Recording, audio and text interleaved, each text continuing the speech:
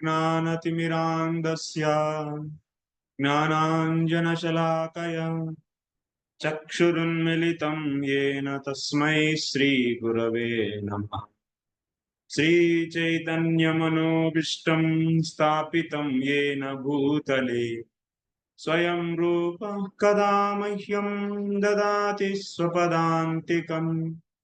वन्देऽहं श्रीगुरो श्रीयुतपदकमलं श्रीगुरून् वैष्णवांश्च श्रीरूपं साग्रजातं सहगणरघुनाथान्वितं तं सजीवम् साद्वैतं सावधूतं परिजनसहितं कृष्णचैतन्यदेवं श्रीराधा कृष्णपादान् सहगणललिता श्रीविशाखान्वितांश्च हे कृष्ण करुणा सिन्धो दीनबन्धो जगत्पते गोपेश गोपिका कान्त राधा कान्त नमोऽस्तुते।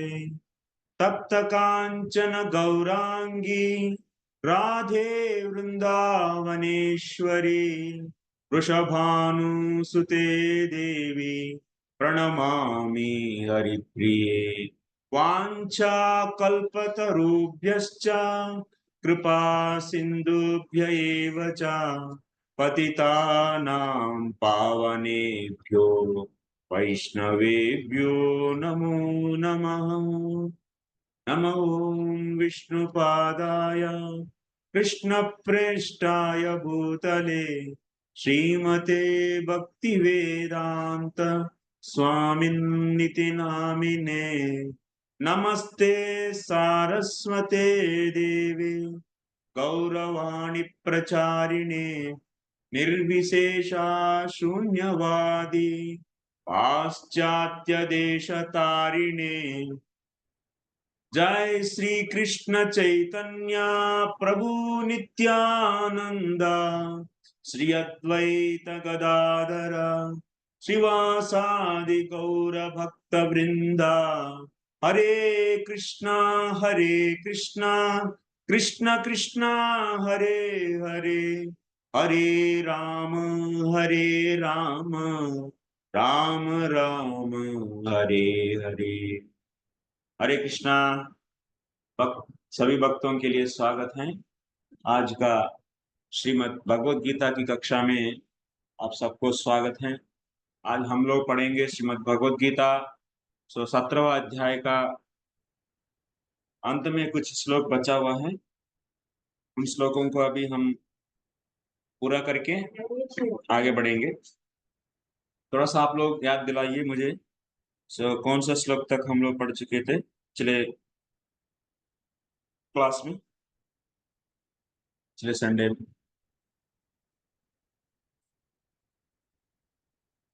हरे कृष्ण प्रभु जी। ओम तत्सत वाले तक पढ़े थे हम। डोर लगी श्लोक 23 24 24 will start. Okay.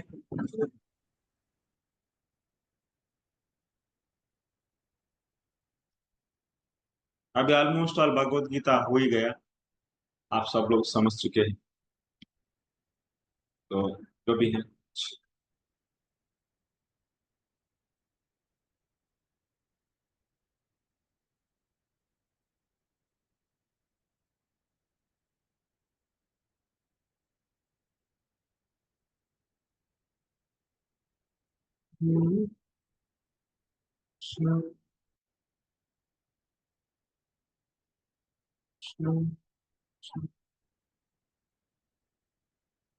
हरे राम राम राम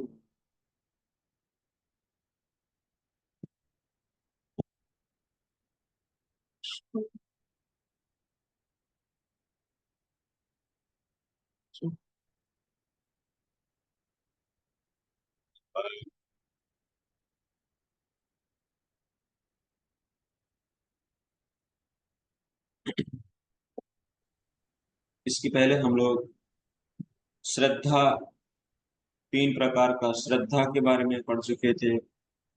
और तीन प्रकार का दान, तीन प्रकार का यज्ञ, तीन प्रकार का दान तप, हाँ तीन प्रकार का तप, तीन प्रकार के यज्ञ, तीन प्रकार का दान, ये सब हम लोग देख देख चुके थे।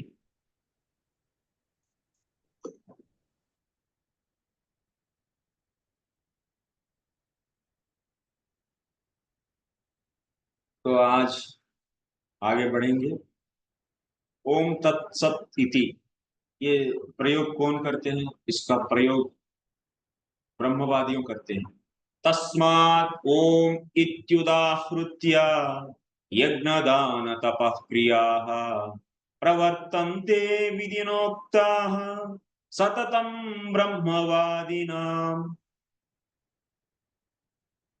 अतएव योगी जन ब्रह्म की प्राप्ति के लिए शास्त्रीय विधि के अनुसार यज्ञ दान तथा तप की समस्त क्रियाओं का शुभारंभ सदैव ओम से करते हैं। उसके पहले ओम तत्सत इति, ओम तत्सत इति निर्देशो ब्रह्मणस्त्रिविधः स्मृतः ब्राह्मणास्तेन वेदाश्च यज्ञाश्च विहिताः पुरा, यज्ञाश्च विहिताः पुरा।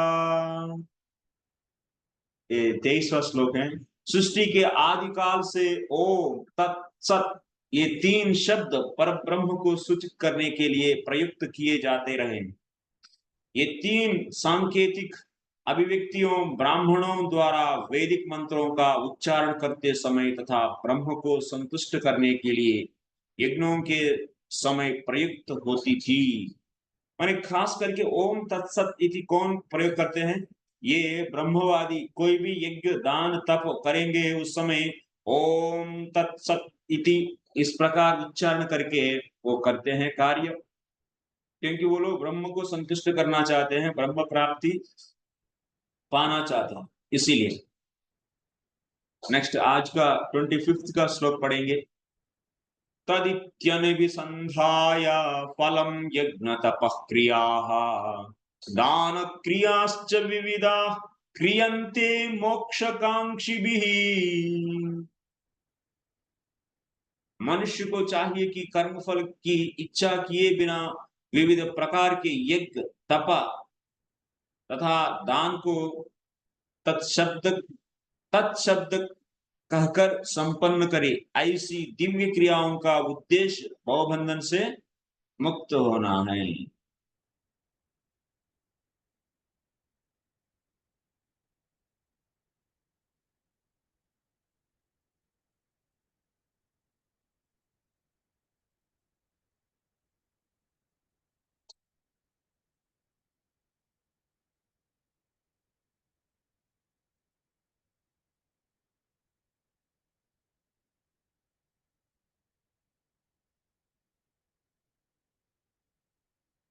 तत् इत्यनभिसंधाय फलम यज्ञ तपः क्रियाः दान क्रियाश्च विविधाः क्रियन्ते मोक्षकांक्षिभिः। जो व्यक्ति मोक्ष चाहते हैं वो लोग क्या करते हैं? मोक्ष चाहने वाले यज्ञ तप तथा दान को तत्शब्द कहकर संपन्न करें, कर्म फल के इच्छा किए बिना। माने मोक्षकांक्षी भी दान क्रिया विविधाः क्रियन्ते तत् इति अनभिसंधाय, तत् इति अनभिसंधाय फल को ना चाहते हुए यज्ञ दान तप क्रिया ये सभी करते हैं।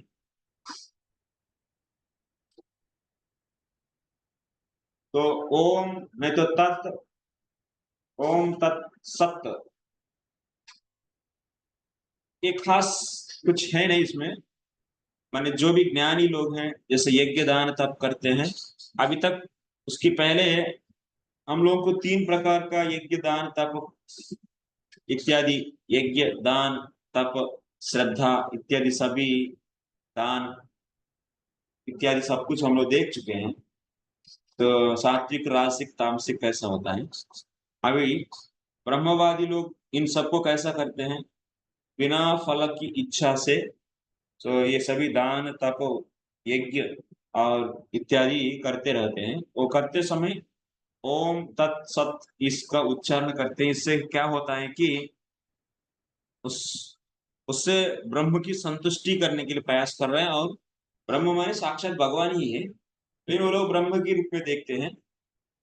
तद्वारा उसकी उसी से वो उस कर्म फल से मुक्त होना चाहते। नेक्स्ट 26। सद्भावे साधुभावे च सदित्येतत् प्रयुज्यते प्रशस्ते कर्मणि तथा सत्शब्दः पार्थ युज्यते यज्ञे तपसि दाने च स्थितिः सत् इति चोच्यते कर्म चैवा तदर्थीयं सत् इत्येवाभिधीयते। अनुवाद। परम सत्य भक्तिमय यज्ञ का लक्ष्य है, और उसे सत शब्द से अभिहित किया जाता है। हे पृथा पुत्र, ऐसे यज्ञ का संपन्न करता भी सत कहलाता है। जिस प्रकार यज्ञ तप दान के सारे कर्म भी जो परम पुरुष को प्रसन्न करने के लिए संपन्न किए जाते हैं, सत में।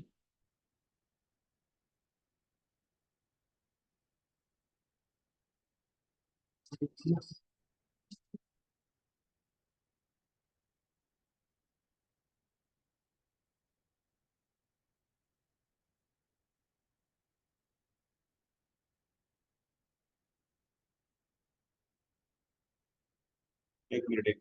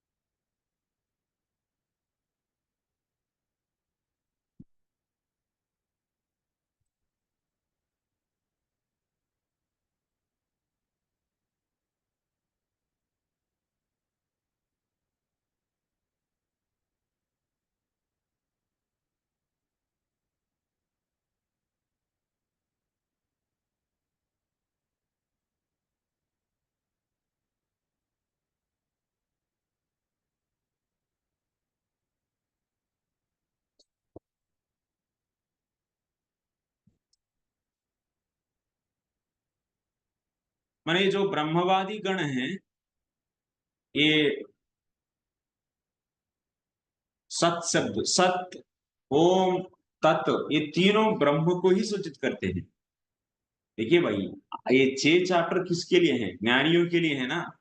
तो अभी हम लोगों को क्या विचार दिया है भगवान? श्रद्धा कितना प्रकार का होता है, यज्ञ कितना प्रकार का होता है, दान कितना प्रकार का होता है, तप कितना प्रकार का होता है, बोल दिए हैं। बोलने के बाद अभी जो भी हैं ब्रह्म में लीन होना चाहते हैं, ऐसा मोक्ष चाहते हैं, तो वो लोग ये सभी दान तप व्रत कैसा करते हैं? वो लोग का बिना कर्म फल की बिना बिना आसक्ति कर्म फलों की प्रति, हाँ? तो और जो भी कार्य करते हैं उस समय ब्रह्म को ही याद रखते हैं। तो उसको कैसा याद रखते हैं? ओम तत् सत, इसका उच्चारण करके तो ब्रह्म को याद रखते हुए अपना कर्म करते हैं, और कर्म के फल नहीं चाहते। ठीक है, और कुछ नहीं विशेष इसमें। तो इसमें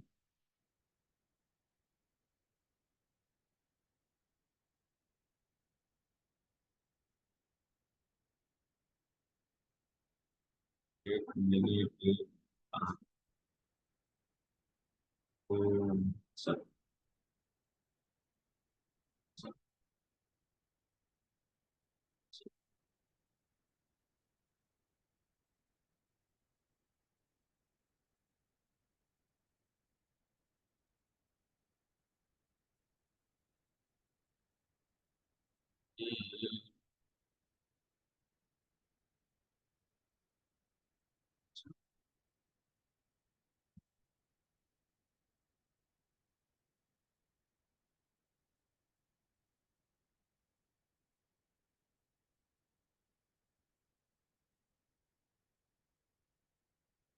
प्रशस्त तात्पर्य प्रशस्त कर्माणि अर्थात नियत कर्तव्य सूचित करता है कि वैदिक साहित्य में ऐसी कई क्रियाओं निर्धारित हैं जो गर्भाधान से लेकर मृत्यु तक संस्कार के रूप। ऐसे संस्कार जीव की चरम मुक्ति के लिए ऐसे सारी क्रियाओं को के समय ओम तत्सत उच्चारण करने के संस्तुति की जाती है। सद्भाव तथा साधुभाव आध्यात्मिक स्थिति के सूचक है।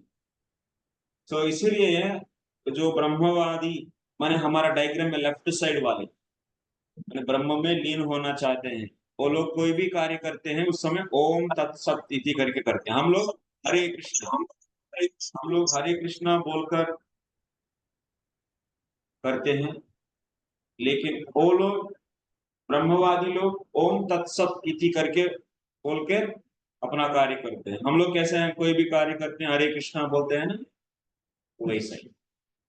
तो कृष्ण भावनामृत में कर्म करना सत, और जो व्यक्ति कृष्ण भावनामृत के कार्यों के प्रति सचेष्ट रहता है वह साधु कहलाता है। श्रीमद् भागवत में कहा गया है कि भक्तों की संगति, जैसे अभी वैदिक संस्कृति में सब कुछ संस्कारों है, ये प्रभुपाद जी इसीलिए बोल रहे हैं कि सभी कार्य व्यक्ति को शुद्ध करने के लिए ही है। जैसे सभी संस्कार हैं, पहले पहले उत्पन्न जन्म लेते ही जात कर्म संस्कार, उसके बाद अन्नप्राशन नामकरण संस्कार, अन्नप्राशन संस्कार, विद्यारंभ संस्कार, उपनयन संस्कार, पहले उपनयन संस्कार, उसके बाद विद्यारंभ संस्कार, उसके बाद स्नातक संस्कार, उसके बाद विवाह संस्कार, उसके बाद ऐसा गर्भाधान संस्कार, कई प्रकार की संस्कार किया जा सकता है। अंत में लास्ट में मरने के बाद अंत्येष्टि संस्कार, मृत्यु होने के बाद भी संस्कार एक होता है। तो इन सभी संस्कारों का उद्देश्य है तो व्यक्ति को शुद्ध करने के लिए। जन्मना जायते शूद्रः, जन्म से सभी दूषित ही माना जाता है। संस्कारात् भवेत् द्विजाः, संस्कार करने से उसको क्या होता है, उसमें शुद्धता आती है। तो जैसा ये भी कोई दान है, खेती से आप अभी हार्वेस्ट करके लेके आए, उसको हम लोग क्या करते हैं, उसमें भूसा रहेगा, उसमें कुछ कंकड़ रहेगा, कुछ भी रहेगा, उसको संस्कृत करना पड़ता है। माने उसमें जो भी भूसा को हटाना है, ऐसा हवा को दिखाते थे भूसा निकल के चले जाएगा, उसके बाद जाली से मिट्टी हटा देंगे, कंकड़ हटा देंगे, तब फाइनली क्या होता है, जो शुद्ध दान मिलता है ना, तो शुद्ध चावल दान जो भी है तो दान मिलता है। वैसा ही हम लोग भी जब मातृगर्भ से निकल के आते हैं, उसमें दोष रहता है, उसको संस्कृत करना है, समय समय पर संस्कृत करते आगे हुए जीवन में ले चलते हैं। तो इसीलिए पहले पहले जात कर्म संस्कार, कर्णभेद संस्कार, कर्णभेद संस्कार, उसके बाद नामकरण संस्कार, अन्नप्राशन संस्कार, इस प्रकार कई प्रकार के संस्कार से उस जीवात्मा को, उस शरीर में रहने वाली जीवात्मा को लो चेतना से हाई चेतना की तरफ ले चलते हैं। इसलिए संस्कार हमारा देश में वैदिक संस्कृति में एक अंतर्भाग है। बिना संस्कार का हमारा वैदिक संस्कृति हो ही नहीं सकती। तो भक्तों के लिए ये संस्कार जरूरी है या नहीं, ऐसा कई प्रकार के डाउट आता है कई बार। तो भक्तों भी ये सभी जो भी हैं वैदिक संस्कृति के अनुसार अपना परिवार में ये सभी संस्कारों को फॉलो करना है नहीं करना है, ये प्रश्न आता है। तो इसको फॉलो करना है नहीं करना है, तो हम लोग तो हरे कृष्ण मंत्र जापेंगे बस हो गया, कोई जरूरत नहीं है क्या? हरे कृष्ण मंत्र सबको साफ कर देती है, सब कुछ, तो सब कुछ साफ हरे कृष्ण मंत्र से हो जाता है। तब तो संस्कारों का जरूरत है या नहीं? बोलिए आप लोग, संस्कारों को फॉलो करना है या नहीं? कोई बोलना चाहते हैं, कमेंट देना चाहते हैं? हरे कृष्णा। यस प्राण गोपाल प्रभु। हरे कृष्णा प्रभु जी, दंडवत प्रणाम। हाँ। प्रभु जी, सही है कि हरे कृष्ण महामंत्र से सब ये साफ हो जाता है, ठीक है, ताप नष्ट हो जाता है। लेकिन किंतु हम लोगों को फिर भी जो संस्कार को फॉलो करना ही चाहिए। ऐसा नहीं है क्यों? कि हम सब स्क्रिप्चर्स को अवॉइड करते हुए और सिर्फ जो नाम जप पे इसलिए डिपेंड रहे कि नाम जपने से सब नष्ट हो जाएगा। ये तो फिर नाम अपराध में आ जाएगा प्रभु जी। नाम आप, लेकिन हम लोग ये क्लीन होगा नहीं होगा ये भी नहीं सोचेंगे। एक दो बात है, पहले जी प्रभु संस्कार जी। को फॉलो करना ही नहीं करना है। नहीं तो फॉलो करते थे, हरे कृष्ण महामंत्र को जपते हुए फॉलो करना है, नहीं तो उसे एकदम छोड़ देना है, संस्कारों को छोड़ देना है। ये तीन ऑप्शन है आपके पास, क्या है, आप क्या सुझाव देंगे? आपके पास कोई प्रभु भक्त जी, है तो वो बोलेगा, प्रभु जी अभी हमारा घर में बच्चा हो गए हैं, अभी हम लोग अन्नप्राशन संस्कार, नामकरण संस्कार ये सब करना है या नहीं, ऐसा पूछेगा, आप क्या बोलेंगे उसको? प्रभु जी करना चाहिए। करना चाहिए। क्यों? जी प्रभु जी। अभी तो हम लोग भक्ति कर रहे हैं और भगवान की भक्ति से प्रभु जी, हमको हम और कोई हम अतिरिक्त। भक्ति कर रहे हैं। हम भक्ति अभी कर रहे हैं, हम उस स्तर पे नहीं पहुंचे हैं कि हम इन चीजों को भूल ही जाएं। वो भक्त क्यों अलग नहीं रहते बोले? हैं कि वो सब। प्रभु जी, सर्वधर्मान हम हमारा परित्यज्य। वो स्तर नहीं है। हाँ? ये सब छोड़ हमारा देने के स्तर अभी बाद। इतना ऊंचा नहीं है प्रभु जी। अभी हम भौतिक संसार में रह रहे हैं, तो हमें जहां तक हो सके और इन सबको फॉलो करते हुए जब वो ऐसी स्थिति में हम पहुंच जाए कि हमें कुछ याद ही ना रहे कि हाँ वो हम ऐसा स्थिति क्या कुछ है, वो कोई स्थिति करना कब है। फॉलो नहीं करना चाहिए सब? स्थिति को और कैसा वो पालन? प्रभु जी वो भाव की स्थिति हो जाती है वो जब भाव की हम भाव स्थिति। में चले जाते हैं। ये तो मेरा स्टूडेंट जैसा नहीं बोलता है। मेरे स्टूडेंट लोग ऐसा उत्तर नहीं देते। मैं इतना दिन मेहनत किया, कोई फायदा नहीं। मेरा स्टूडेंट का आंसर अलग रहता है। तो मेरा स्टूडेंट लोग बोलेंगे भी, देखते हैं कौन मेरा स्टूडेंट है, हमको पता चल जाएगा। Now this a test for all the students who will be my student actually. कौन है मेरा स्टूडेंट अभी मैं जानूंगा। Amar Nitai Prabhu, yes proceed. हरे कृष्ण प्रभु जी। प्रभु जी हमें वो श्लोक याद रखना है, अन्य अभिलाषा शून्यम ज्ञान में हाँ। कर्मणानावितम अनुकूलन कृष्णशीलम भक्ति उत्तम। उस हम्म। चीज को ध्यान में रखते हुए अगर अगर किया जा सकता है तो करें, अगर नहीं किया जा सकता तो भगवान की सेवा को पहले प्रायोरिटी देंगे। नहीं, मेरा प्रश्न है कि सभी संस्कारों को भक्तों को फॉलो करना है या नहीं? मैंने अभी हम लोगों को फॉलो करना है या नहीं, फॉलो करना है तो क्यों करना है, फॉलो नहीं करना है तो क्यों नहीं करना है, तो ये मैं पूछ रहा हूँ। तो प्रभु जी जैसे अगर भगवान की सेवा में लगे हुए हैं तो उस टाइम पे हम कोई दूसरी पूजा की और उसको छोड़ के दूसरी पूजा की तरफ जाते हैं तो मैंने वो पूजा के लिए हमारे नहीं लिए बोल रहा, गलत संस्कारों के बारे है। में, जैसे जात कर्म संस्कार, अन्नप्राशन संस्कार, ये सभी फॉलो करना ही है। भगवान को प्रायोरिटी में रख के कर सकते हैं।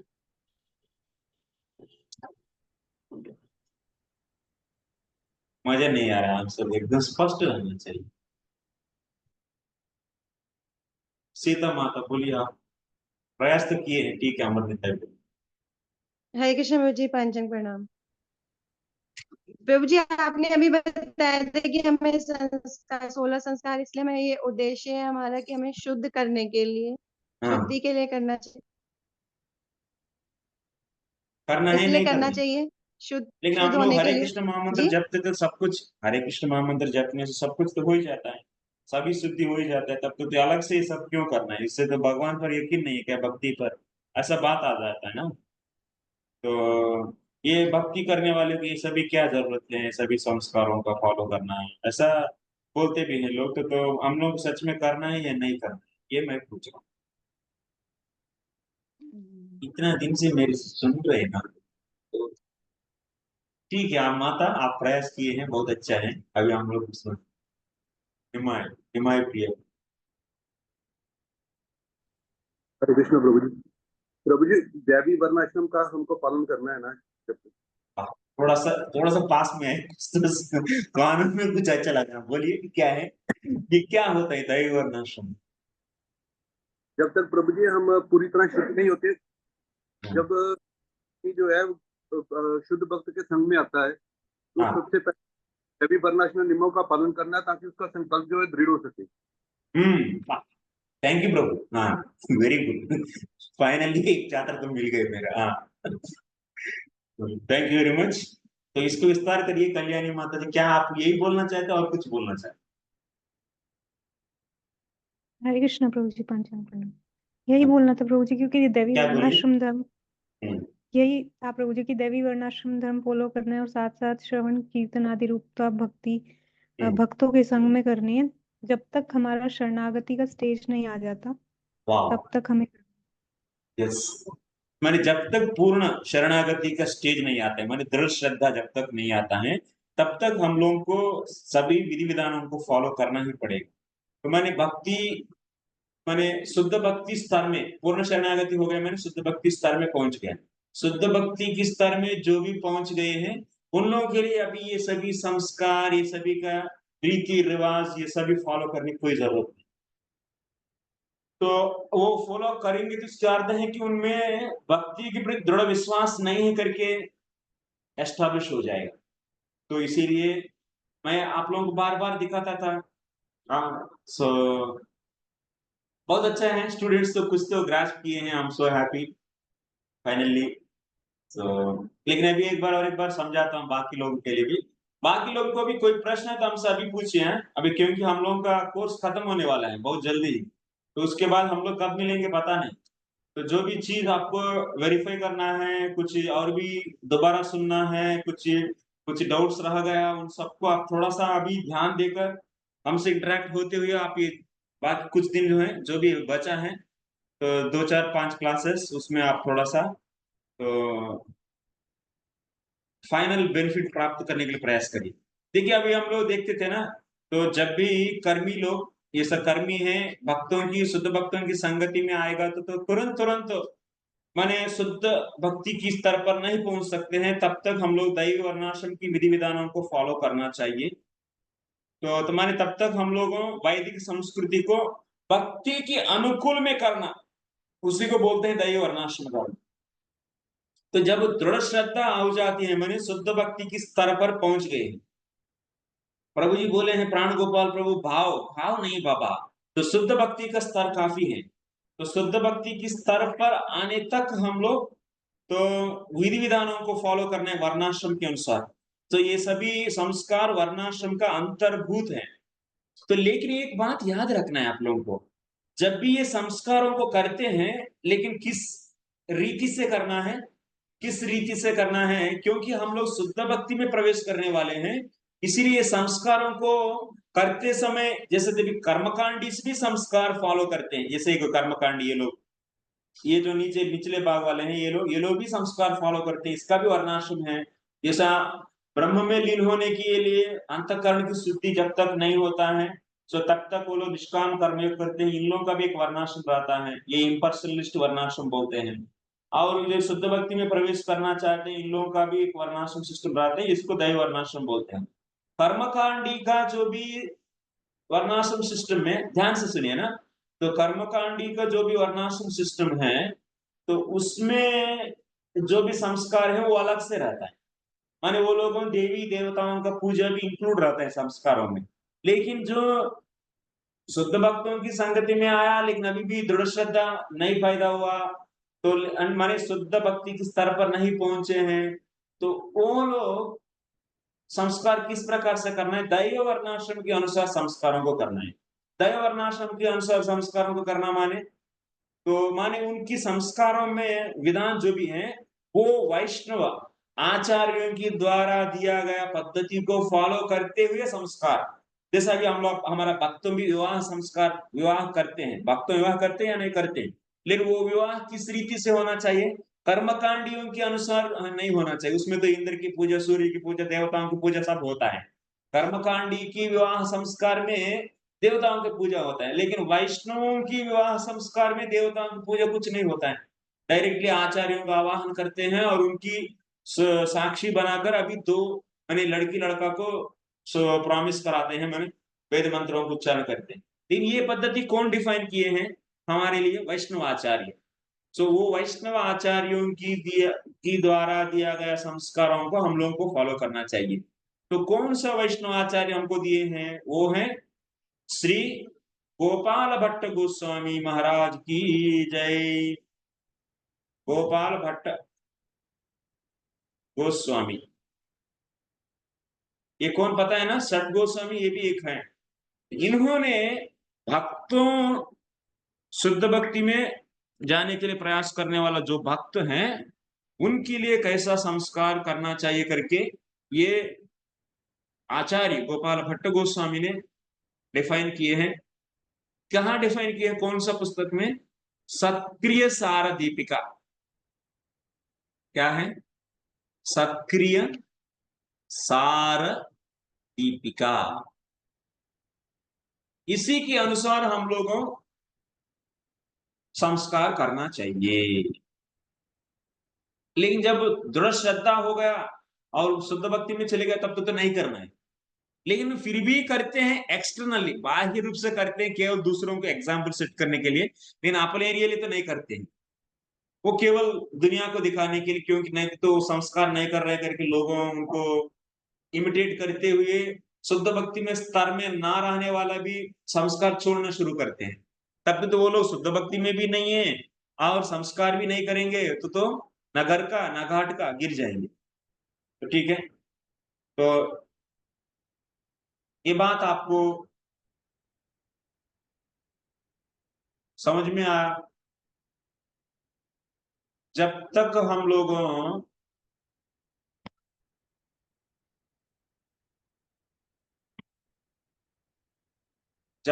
हम लोगों शुद्ध भक्ति के स्तर में नहीं पहुंचते हैं तब तक हम लोग जैसा कर्मी दैव वर्णाश्रम में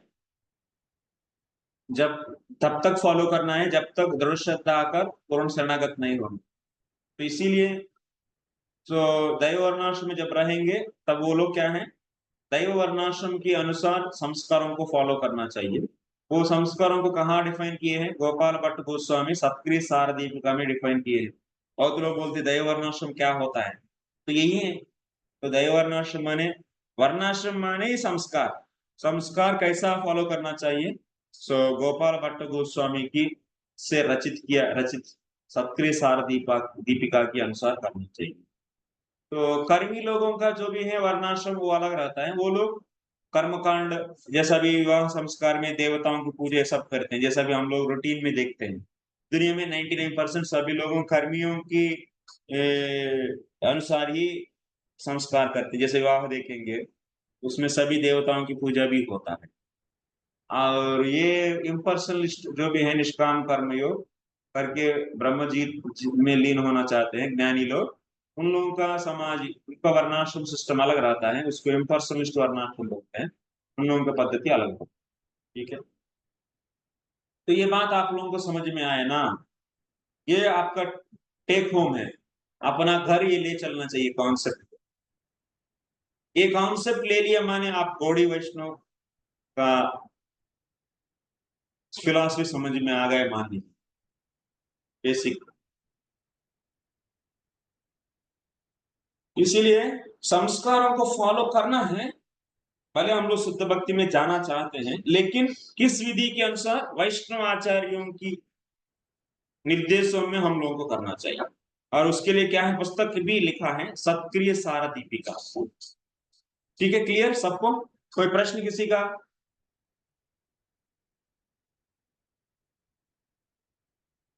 कुछ तो है, कुछ लोग सीख रहे हैं। थैंक यू प्रभु जी।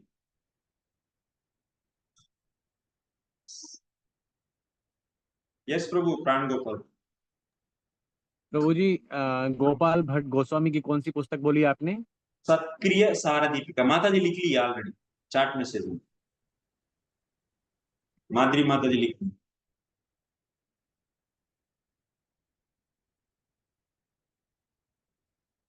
His divine grace Gopal Bhatta Goswami, not his holiness. Srila.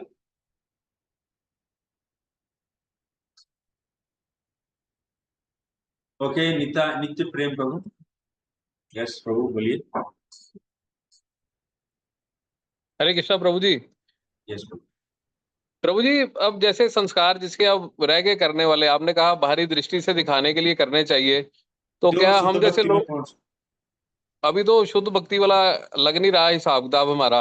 हाँ, तो इसीलिए हम लोग दैव वर्णाश्रम के अनुसार सो करना चाहिए।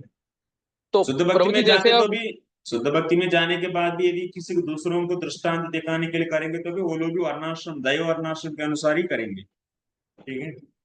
तो प्रभु जी जैसे अब ये जहां तक मैंने पढ़ा भी इन्होंने 10 मेन दिए हैं या 16 दिए हैं, 10 दिए हैं ना शायद गोपाल कुछ भट्ट तो गोस्वामी जी ने। गोपाल भट्ट गोस्वामी ये अंत्येष्टि संस्कार नहीं दिए हैं, और मेजर तो हैं। बाकी आजकल हमारा मायापुर में सिखाते हैं ये सभी संस्कार तो हमारे ये गुरु। जैसे हमारे रह गए कुछ होने वाले ये करवा सकते, जैसे कर्ण भेदन हो गया, नाक में छिद्र करवाना, ये वाला ये लोग कई आजकल करते हैं, ये कहते हैं जी हमारे शास्त्रों में लिखा हुआ है ऐसा करवाना, तो ये करवा सकते हैं हम लोग? मेरा तो नाक में है, देखिए अच्छा। बचपन मेरा भी नाक में है, मेरा भी कानों में है, देखिए अभी भी है, मैं खोल के ही रखे हैं। कारण वे संस्कार तो हो गए हमारे को। तो ये तो करवाने चाहिए अब, जैसे हमारे रह अभी गए क्या, अभी नहीं तो करवाए। टाइम हो गया, वो तो बचपन में करते। अभी कुछ विवाह संस्कार तो हो गया आपका, हो सकता है विवाह हुआ ना या नहीं? हो हो गया गया। प्रभु जी, बच्चे भी हो गए अब तो। तो आप बच्चों को कराइए, लेकिन हमारा वैष्णवों को बुला के उस रीति से भी कराइए। उससे क्या होता है, देवताओं की उपासना करने की जरूरत नहीं पड़ेगी उससे। तब तो आपका ठीक है श्रद्धा प्रभु, केवल भगवान की प्रति है, आचार्यों की प्रति है। ठीक है प्रभु जी, ठीक है। अपने लिए छोड़ दे, बच्चों के लिए करें अब जो करना है। हाँ, आपके लिए तो अभी क्या बचा है कि अभी तो विद्यारंभ, उपनयन, ये सभी तो खत्म हो गए टाइम तो, और क्या अब बचा बस है? अंतिम रह गया बस। हाँ, ठीक है, उसके लिए तो यस तैयारी करने हैं। ठीक है प्रभु जी, धन्यवाद।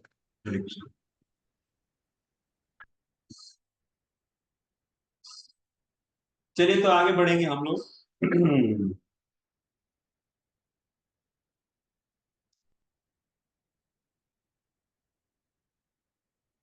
लेकिन ब्रह्मवादियों कैसा करते हैं ये सभी संस्कार? ओम तत्सत इति, ये लोग ओम तत्सत बोल के करते हैं। हम लोगों, हमारा वैष्णव आचार्यों के अनुसार हम लोग करते हैं, यही बात बोल रहे हैं। माने ब्रह्मवादी माने इधर का लोग, ध्यान रहे, देख रहे हैं ना, इधर का लोग। पर मोक्ष चाहने वाले माने अभी फिलहाल निष्काम कर्मयोग करते हैं, वो लोग अभी भी संस्कारों को फॉलो करते हैं।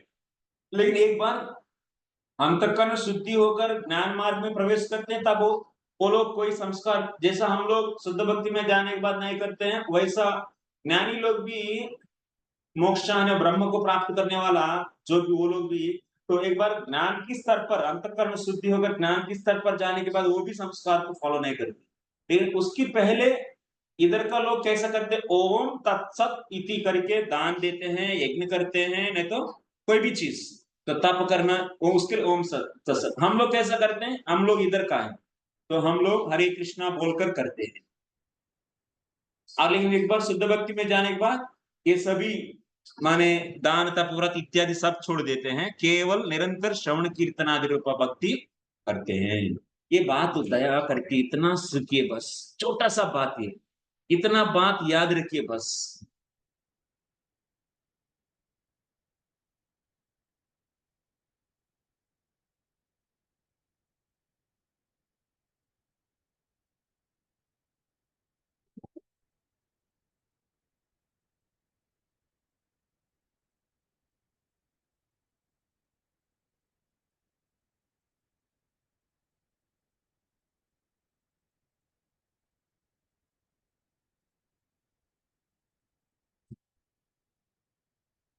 Yes, Shami Shri Madadi, what is your question? Tell me.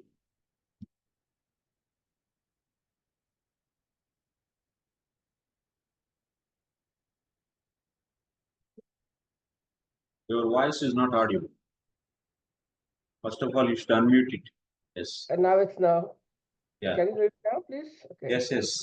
Oh, I have आजकल जो लोगों है वो अंतिम संस्कार पहले कर देते हैं before they are they are dead, because mostly कोई के कभी शायद वंश नहीं है या उनके फैमिली से कांटेक्ट नहीं होते हैं। ये सही है? ये संस्कार मुझे अच्छे से नहीं पता है, मैं तो मैं पता करने के बाद बोल। उसका जी डिटेल्स हमको एकदम। Thank you Prabhu. Hare Krishna. Next 820 श्लोक। अश्रद्धयाहुतं दत्तं तपस्तप्तं कृतं च यत् असत् इत्युच्यते पार्थ न च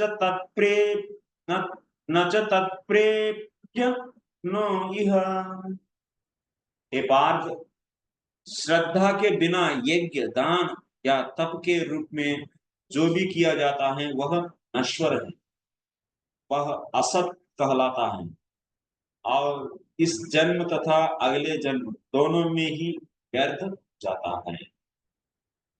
माने ओम तत्सत इति बोलकर जब करेंगे तो वो सत हो जाती है, नहीं तो वो असत हो जाएगा। माने ब्रह्म प्राप्ति के लिए जो भी किया गया दान तप व्रत है वो सही हो जाता है। बिना ब्रह्म प्राप्ति के लिए केवल भौतिक लाभ के लिए करेंगे दान तप व्रत, उससे भौतिक फल मिल जाएगा और फल नष्ट हो जाएगा, तो वो सभी व्यर्थ हो गए। ये बात है। चाहे यज्ञ दान हो या तप हो, बिना आध्यात्मिक लक्ष्य के व्यर्थ रहता है। समझ में आया? जैसे यज्ञ किया, यज्ञ करने से स्वर्ग चले गए, बस खत्म।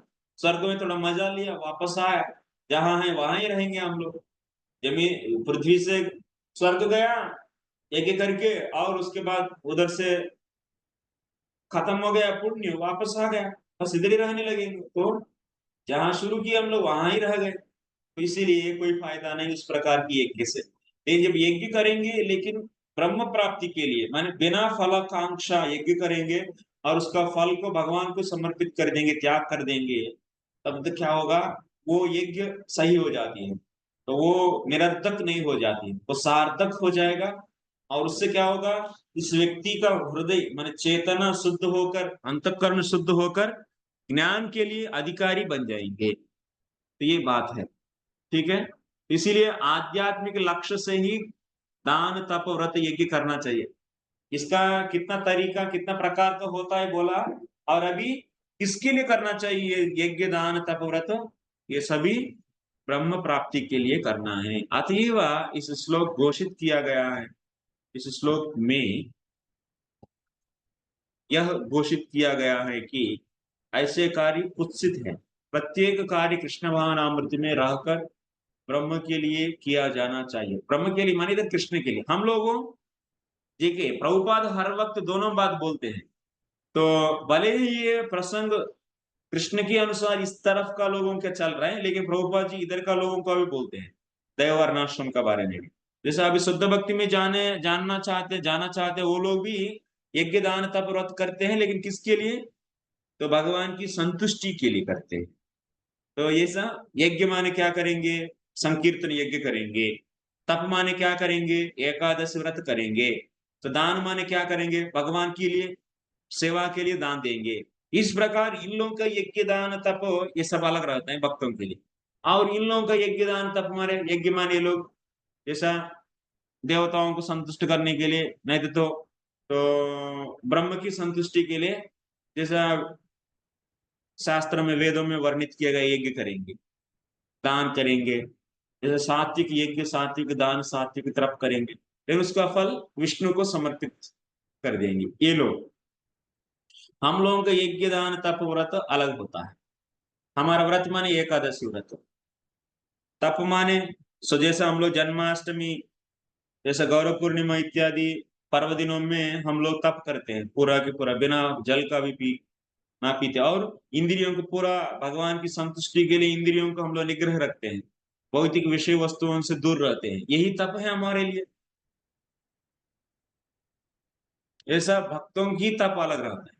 इसलिए प्रभुपाद जी प्रसंग भले निष्काम कर्म युग का चले, लेकिन बोलते हैं दोनों बात। कृष्ण भावनामृत जब भी आएगा आप राइट साइड आना है। ऐसी श्रद्धा तथा सचमुच मार्गदर्शन के बिना कोई फल नहीं मिल सकता। समस्त वैदिक आदर्शों के पालन का चरम लक्ष्य कृष्ण को जानना है। माने इसके अर्थ क्या, राइट साइड का बात बोल रहे हैं प्रभुपाद जी।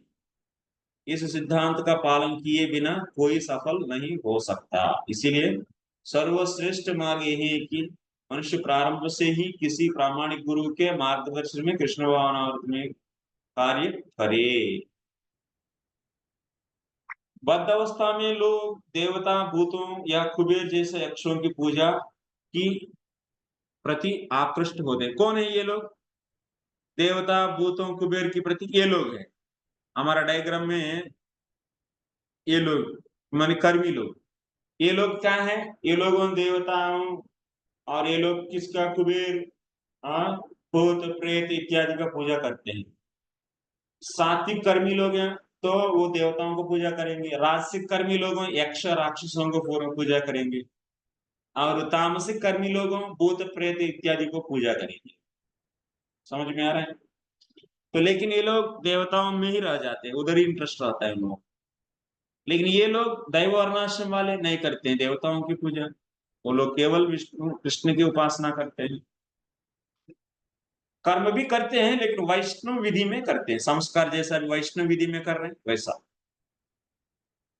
बात समझ में आ रहा है आप लोगों को? ये डायग्राम को ध्यान से रखिए आप लोग प्लीज।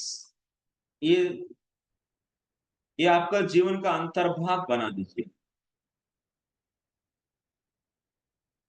यद्यपि सतोगुण, रजोगुण तथा तमोगुण से श्रेष्ठ है, लेकिन जो व्यक्ति कृष्ण भावनामृत को ग्रहण करता है वह प्रकृति के इन तीनों गुणों को पार कर जाता है। ये लाइन किसके लिए बोल रहे हैं? ये कृष्ण भावनामृत में रहना माने ये लोग कृष्ण भावनामृत में प्रवेश करने के लिए प्रयास कर रहे हैं, लेकिन कृष्ण भावनामृत में रह गए माने 24 घंटा कृष्ण की चिंतन में है, कृष्ण का नाम जपते हैं, अपना पूरा शरीर, मन, तन सभी कुछ कृष्ण की सेवा में, डायरेक्ट सेवा में। तो कोई भी बीच में उपाधि नहीं रखते हैं, बिना उपाधि रखते हुए डायरेक्टली कृष्ण की सेवा में लगाते हैं। तो वो लोग क्या है? तो ये सभी विधि विधानों से परे हैं वो लोग, माने इधर का लोग। अभी ये बात बोल रहे हैं प्रभुपाद जी, इधर का लोग के बारे में बोल रहे हैं, माने प्रकृति के तीनों गुणों को पार कर जाता है। माने जो इधर का लोग हैं ये लोगों तीनों गुणों से पार किए लोग हैं। माने पूर्ण शरणागत भक्त अभी, माने दृढ़ श्रद्धा वाले, माने पूर्ण शरणागत भक्त, वो अभी तीनों गुणों में नहीं है। वो अभी तीनों गुणों से परे हैं। लेकिन ये लोग तीन ऐसा होना चाहते हैं और प्रयास कर रहे हैं। मेरा बाप, मेरा मैया, दया से प्लीज जानिए क्या बोलना चाहता हूं प्लीज। इस अध्याय में इसी की संस्तुति की गई है। इस प्रकार से सफलता पाने के लिए उपयुक्त गुरु प्राप्त करके उसके निर्देशन में प्रशिक्षण प्राप्त करना चाहिए। इसीलिए अब सिस्टमैटिकली इसमें से इधर जाने के लिए और इसमें भी आगे बढ़ने के लिए क्या चाहिए? गुरु चाहिए। गुरु के बिना ये सब नहीं होते। गुरु दो प्रकार का होता है, शिक्षा गुरु और दीक्षा गुरु, और दोनों एकदम भगवान का ही प्रतिरूप है। माने भगवान ही प्रतिरूप माने they are all associated counterpart of the supreme personality of the Godhead. गुरु कौन है? सब लोग लिखिए, गुरु कौन है? गुरु है associated counterpart of supreme personality of godhead Krishna.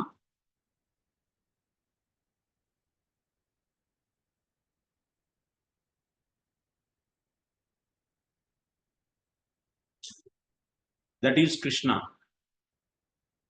Krishna का एक, इसको हिंदी में कैसे बोलते, काउंटर पार्ट है, भगवान का एक पार्ट एंड पार्सल है, माने भगवान का ही अंश है। तो ऐसा अंश है वो भगवान से रवाना होकर इधर आ रहे हैं।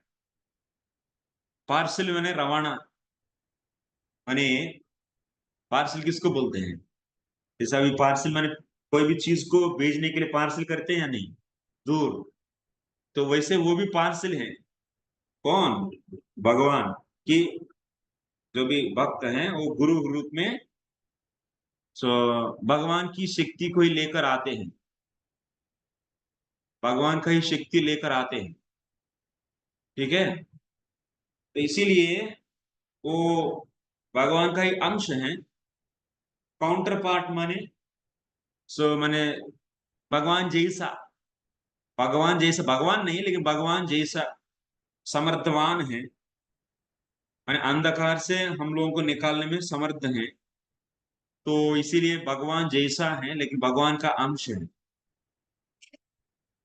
गुरु ऐसा होते हैं, ऐसा गुरु का हम लोग शरण लेना चाहिए भक्ति जीवन में आगे बढ़ने के लिए। तो वो गुरु दो प्रकार का होता है, तीन प्रकार का, श्रवण गुरु, शिक्षा गुरु और दीक्षा गुरु। शिक्षा गुरु और दीक्षा गुरु दोनों समान हैं।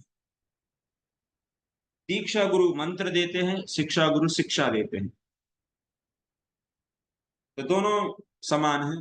दोनों का महत्वता है हमारा जीवन में, दोनों हमारे लिए पूजनीय और इम्पोर्टेंट है। दोनों में कोई भेद नहीं, शिक्षा और दीक्षा। कभी कभी किसी के जीवन में शिक्षा गुरु दीक्षा गुरु एक ही हो सकता है, किसी किसी जीवन में अलग अलग भी हो सकता है, लेकिन दोनों में क्या देखना चाहिए आप, कृष्ण तत्व को जानना। वो दोनों कृष्ण तत्व को जानने वाले हैं। जो कृष्ण तत्व को जानते हैं वही गुरु है।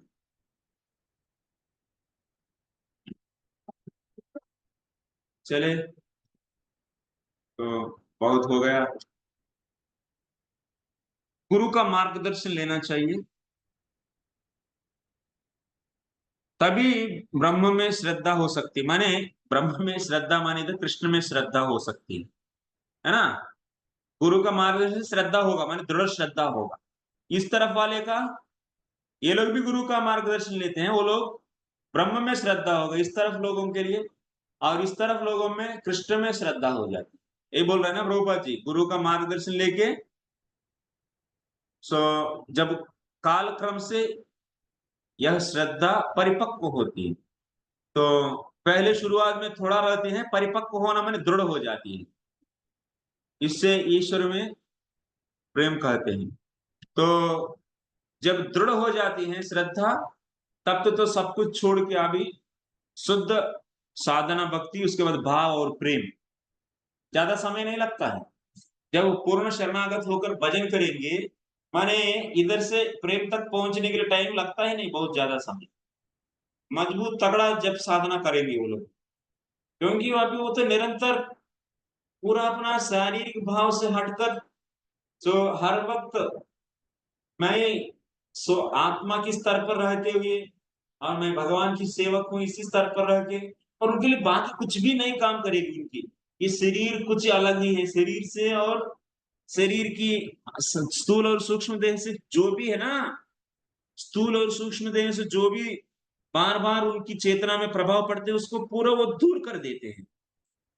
जाए पूरा दुनिया बाढ़ में, मुझे कोई लेना देना नहीं। बस निरंतर हरे कृष्णा कृष्ण कृष्ण हरे हरे, हरे राम राम राम हरे हरे, इसी प्रकार की भजन 24 घंटा करने लगता है। और खाना पीना क्या है, वो तो भगवान जो देगा वही खाएगा। तो जो भगवान से पूर्ण शरणागत हो तो भगवान क्या देखेंगे नहीं, जहां से जहां भी आप जंगल में बैठो लेकिन भगवान मंगल कर देंगे आपको, क्योंकि आप पूर्ण शरणागत हैं। तो वो उनका काम है, वो आके दे देंगे, वो खुद आके दे देंगे। ऐसे किसी को भेजना मिलने कोई मिल नहीं थे तो खुद आएंगे, बेटा आके प्रसाद खाओ करके वो खुद हाथों से देकर चले जाएंगे, किसी किसी रूप में आके। उतना तक करेंगे तो आप निरंतर भजन करने लगेंगे पूर्ण शरणागत होकर, आपको कोई विषय के बारे में सोचने की जरूरत नहीं। इसीलिए एक बार उस प्रकार की शरणागति से भक्ति करने लगेंगे तो उन्नति बहुत समय नहीं लगता है। अभी तो हम लोगों उपाधि से बाहर नहीं गए। उपाधि माने मैं ये हूं मैं वो हूं, शरीर से आने वाली जो भी उपाधियां है, तो मैं किसी का पत्नी हूँ, किसी का पति हूँ, किसी का नौकर हूँ, नहीं तो किसी का बॉस हूँ, किसी का ये हूँ, किसी का पिता हूँ, किसी समाज में नागरिक हूँ, मैं इस देश का आदमी हूँ। ये सभी उपाधियों में रहते हुए कर्म कर कर उस कर्म को फल समर्पित करना, वो बड़ा भक्ति नहीं है, वो लुंज पुंज भक्ति है। क्या भक्ति है? बोलिए सब लोगों, लुंज पुंज, समझ में आ रहा है? हाँ, लुंज पुंज भक्ति बोला जाता है। तो उससे वो शुरुआत का लोगों करेंगे, दैव वर्णाश्रम में जो भी रहते वो लोग करते हैं, लेकिन हम लोगों को शुद्ध भक्ति के स्तर पर जाना है। ये बात समझ में आ रहा है या नहीं आप लोग? इतना छोटा सा बात समझ में नहीं आया तो हम क्या करें? पहले से यही बोल रहा हूँ, हर क्लास में यही रहता है, लेकिन आप लोग यही घुस नहीं रहे अंदर। तो ठीक है, तो ऐसा तीव्र भक्ति कब आएगा करके हम लोग ऐसा पूर्ण शरणागत कब हो जाएंगे पूरा सभी। उसके लिए इसीलिए बार बार शास्त्र अध्ययन करना चाहिए, श्रवण करना चाहिए, शुद्ध भक्तों की संगति करना चाहिए, उनका चरण धूलि अपना सिर पर रखना चाहिए, गुरु का उपासना करना चाहिए, गुरु का बात सुनना चाहिए, और गुरु जैसा बोल रहे हैं वैसा करते रहना चाहिए। 1 मिनट है, थोड़ा पानी पिया जाए।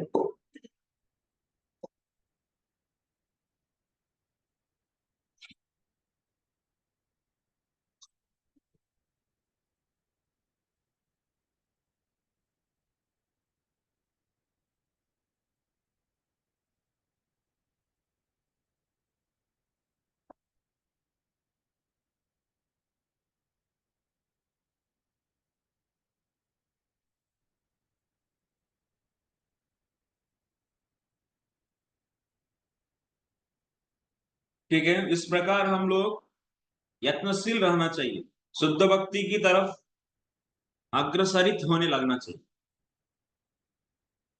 ठीक है, तो समापन कर देंगे चैप्टर को। जब काल क्रम से यह श्रद्धा परिपक्व हो जाती, इसी ईश्वर प्रेम कहते हैं, यही प्रेम समस्त जीवों का चरम लक्ष्य है। अतएव मनुष्य को चाहिए कि सीधे कृष्ण भावनामृत ग्रहण करे। इस 17 अध्याय का यही संदेश है। ठीक है, इस प्रकार श्रीमद् भगवद गीता के 17वां अध्याय श्रद्धा के विभाग का भक्तिवेदांत तात्पर्य पूर्ण हुआ है। श्री प्रभुपाद की जय। 18वां अध्याय उपसंहार, संन्यास की सिद्धि। अर्जुन उवाच संन्यासस्य महाबाहो तत्त्वमिच्छामि वेदितुम् त्यागस्य च हृषीकेश पृथक्केशी निषूदन।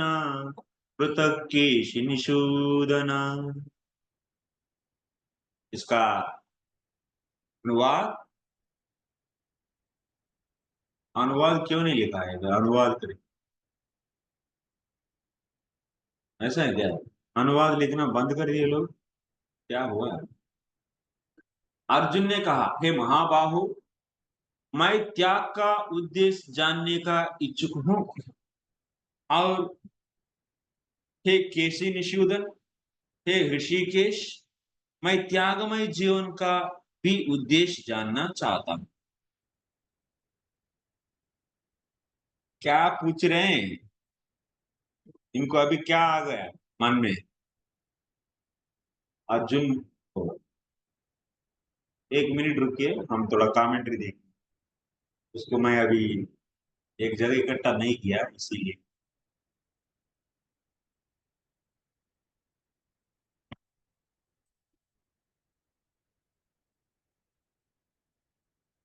हाँ, बात क्या है? अर्जुन का भी क्या है इतना सुनने के बाद? संन्यासस्य महाबाहो तत्त्वमिच्छामि वेदितुम् त्यागस्य। संन्यास क्या है, त्याग क्या है, ये दोनों में अंतर क्या है? इनका समस्या ये है, इसका डिफरेंस पूछ रही है। आप लोगों को क्या समझ में आया? संन्यास क्या होता है, त्याग क्या होता है? हाँ, संन्यास और त्याग क्या होता है, डिफरेंस किसी को समझ में आया इन दोनों का डिफरेंस?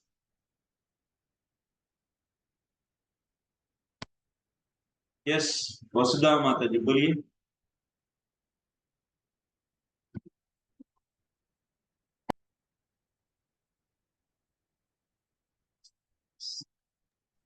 हरे कृष्णा प्रभु जी, दंडवत प्रणाम। प्रभु जी, हम्म। त्याग यानी कि जब हम कोई चीज छोड़ देते हैं, बट वो आउट ऑफ फ्रस्ट्रेशन भी छोड़ सकते हैं, पर संन्यास इंटरनल डी अटैचमेंट और वैराग्य आए। अच्छा, त्याग माने फलों को छोड़ देना, कर्म फलों को, और संन्यास माने कर्म को भी छोड़ देना। अब आप लोगों को इतना बार समझा दिया मैंने, कई बार समझाया, अर्जुन को भी कई बार भगवान समझाया, लेकिन भाई वही प्रश्न पूछ रहे हैं, क्या करें अभी। पहले 6 चैप्टर में भी सन्यास क्या होता है, क्या होता है समझा दिया गया, ये फिर भी अभी यही पूछ रहे हैं। क्यों पूछ रहे हैं? उनको आया नहीं ऐसा बात नहीं, लेकिन उनको आया, लेकिन हमारे लिए पूछ रहे हैं। देखो ये तो निष्काम कर्म योगी लोग क्या करते हैं, त्याग करते हैं। क्या त्याग करते? कर्म फल का त्याग करते हैं। किसमें? भगवान में त्याग करते हैं, ले जाओ भगवान में छोड़ देते हैं। अब सन्यास माने यही निष्काम कर्म योगी अंतःकरण शुद्धि होने के बाद क्या करते हैं? सन्यास करते हैं, कर्म सन्यास। माने निष्काम कर्म योग में कर्म को नहीं छोड़ते हैं, लेकिन कर्म फल को छोड़ देते हैं, और सन्यास में वो कर्म को भी छोड़ देते हैं। जैसा उनका जो भी है, जो कर्म वर्ण और आश्रम के अनुसार जो भी कर्म है, नींद है, वर्ण और आश्रमों के अनुसार जो भी हैं, तो कई प्रकार के कर्म, उन सभी को नहीं छोड़ते हैं निष्काम कर्मयोग, लेकिन उसका फल को छोड़ देते हैं। लेकिन जब फल छोड़ने में समर्थ हो गया, कोई आसक्ति नहीं है अभी कर्म फलों के प्रति, तब तो कर्म को भी छोड़ देते हैं, उसी को सन्यास बोलते हैं। सन्यास माने कर्म को भी छोड़ देना, त्याग माने कर्म को नहीं छोड़ना, बल्कि कर्म फलों को ही छोड़ना, केवल कर्म फलों को छोड़ना। समझ में आया ये बात?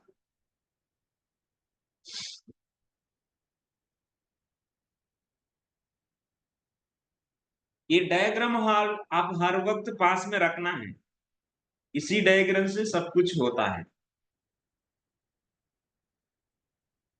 ये डायग्राम सीख लिया माने आपको पूरा सीख लिया, माने आप भगवत गीता भागवत पूरा जानते हैं।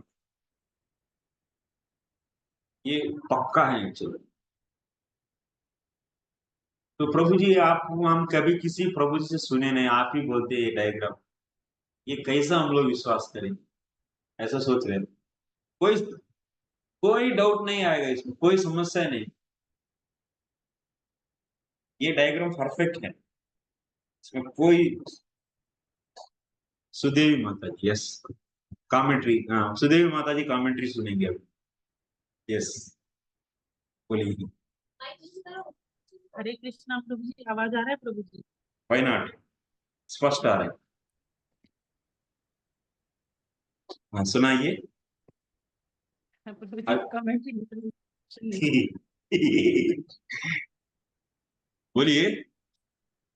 प्रभु जी, जैसे कि आपने कहा कि त्याग में कर्म के फलों को छोड़ते हैं और संन्यास में कर्म को भी छोड़ देते हैं, यस यही बता। Yes yes. ना रहेगी बांस, ना बजेगी बांसुरी, किसमें? सन्यास में।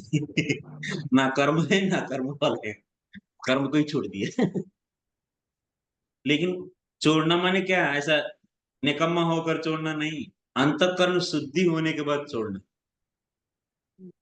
निकम्मा लोग भी छोड़ देते हैं, थोड़ा समय सुनते हैं भगवत गीता, अभी मैं कर्म संन्यास करूं करके जो भी मुश्किल काम है वो सब छोड़ के रखते हैं, और पेट भर खाते हैं, मजा लेना चाहते हैं। वो संन्यास नहीं बोला जाता है, वो कर्म संन्यास नहीं है। जिसका अंतःकरण शुद्धि हो गया, मैं शरीर नहीं मैं आत्मा स्तर पर आ गया, और वो लोग कर्म छोड़ देते हैं, अभी कर्म का जरूरत नहीं है उनका जीवन में, उसी को बोलते हैं कर्म संन्यास। लेकिन वैसे स्तर पर आने के लिए फलों को छोड़ना चाहिए, कर्म को नहीं छोड़ना है, फलों को छोड़ना है। तो पहले फलों को छोड़ना शुरू करके उसमें समर्थ रूप से परफेक्टली फलों को छोड़ने में समर्थ हो गए, माने अंतःकरण शुद्धि हो गए, तब तो क्या है, तब तो आपको कर्म को भी छोड़ सकते। सिंपल, कितना सिंपल फिलॉसफी है। यस अर्चना माता जी। प्रभु जी, ये सन्यास भी तो वर्णाश्रम धर्म में ही आता है, तो माता जी वो सन्यास हम्म, माने तो माने इसके अर्थ क्या है? वो सन्यास धर्म को भी केवल तो कुछ समय तक फॉलो करते हैं, लेकिन उसमें क्या होता है कि वो संन्यास इक्वल टू द, वो भी ऑब्लिगेशन से बाहर आ जाते हैं। वो शुरुआत में कुछ फॉलो करते हैं संन्यास जीवन का, तो उसके बाद स्तर में जाते हैं वो सब छोड़ देते हैं। इसीलिए ज्ञानी लोग भी इधर संन्यास माने क्या है, पूरा पूरा की पूरा, उसमें भी संन्यास भी कई प्रकार का होता है। परिव्राजक सन्यासी, स्वक्षेत्र सन्यासी और परमहंस सन्यासी, उसमें भी ग्रेडेशंस हैं। वो सभी आपको उद्योग गीत में आता है, उद्योग गीत सुनिए तब आपको समझ में आ जाएगा। पहले तो कर्म सन्यास करते हैं, उसके बाद वो कुछ ओब्लिगेशंस फॉलो करते हैं सन्यास को, वो भी छोड़ देते हैं, उसमें भी ग्रेडेशंस हैं। और इसमें प्रभु जी जो ज्ञानी के साइड में उनका एग्जाम्पल सेट करने के लिए करना, ऐसा कुछ नहीं होता है। भक्त के साइड में संन्यास क्यों नहीं लेने होता के है? बाद वो तो हाँ, होता है। क्यों नहीं होता है? उसमें वो कर्म करते हैं, घर में रहते हुए भी सन्यास से भी अधिक होता है। जैसा एग्जाम्पल जनक महाराज, ऐसा कुछ एग्जाम्पल्स आपको मिल।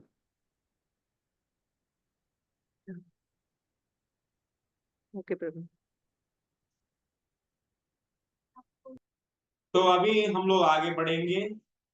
नेक्स्ट, इस श्लोक का मतलब आप लोगों को समझ में आना चाहिए। अर्जुन क्या पूछ रहे हैं कि संन्यास क्या होता है, त्याग क्या होता है, ये प्रश्न चल जाए। तो हम लोग इधर प्रभुपाद जी क्या बोल रहे हैं, 18वां अध्याय तो पूर्ति विवेचित विषयों का पूरक संक्षेप है। प्रत्येक अध्याय में भगवान बल देकर कहते हैं कि भगवान की सेवा ही जीवन का चरम लक्ष्य है। भगवान बोले या ना बोले, लेकिन प्रभुपाद जी तो बोल दिए हर परपुट में, भगवान की सेवा ही श्रेष्ठ है। क्योंकि प्रभुपाद जी भले प्रसंग इस तरफ का चले, लेकिन इस तरफ का भी कवर करते जाते हैं। समय समय में ये भी बोलते रहते हैं, दोनों मिला मिला के बोल ही देते हैं। क्योंकि ये राइट साइड में माने भक्ति में आगे बढ़कर भक्त बनकर भगवत प्रेम प्राप्त करना सबसे बड़ा बात है। ऐसा ही निष्काम कर्मयोग करके ब्रह्म में लीन होना बहुत बड़ी बात नहीं है, वो बहुत बड़ा सुख नहीं है, वो बहुत बड़ा आनंद नहीं है, बहुत बड़ा लक्ष्य नहीं है। इसीलिए प्रभुपाद जी तो प्रसंग मिले ना मिले बस बजाते रहे, बस भक्ति का, सेवा का ढंका, सेवा का ढंका पीटते रहते हैं, सेवा करना है, सेवा करना।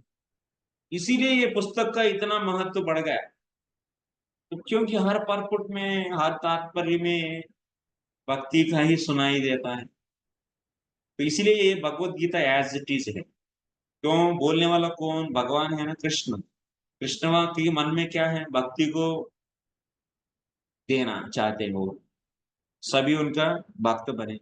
इसीलिए कृष्ण का एज इट इज, कृष्ण के मन की जो एज इट इज है, कृष्ण के मन में जो है वो as it is Prabhupada ji अपना परपुट्स में लिखे हैं। यदि आप कृष्ण को पूछेंगे भाई आपका क्या राय है, अभी तो आप ज्ञान के बारे में बोले हैं और भक्ति के बारे में बोले हैं, लेकिन पर्सनली आप क्या सजेस्ट करेंगे हमारे लिए? तो क्या बोलेंगे?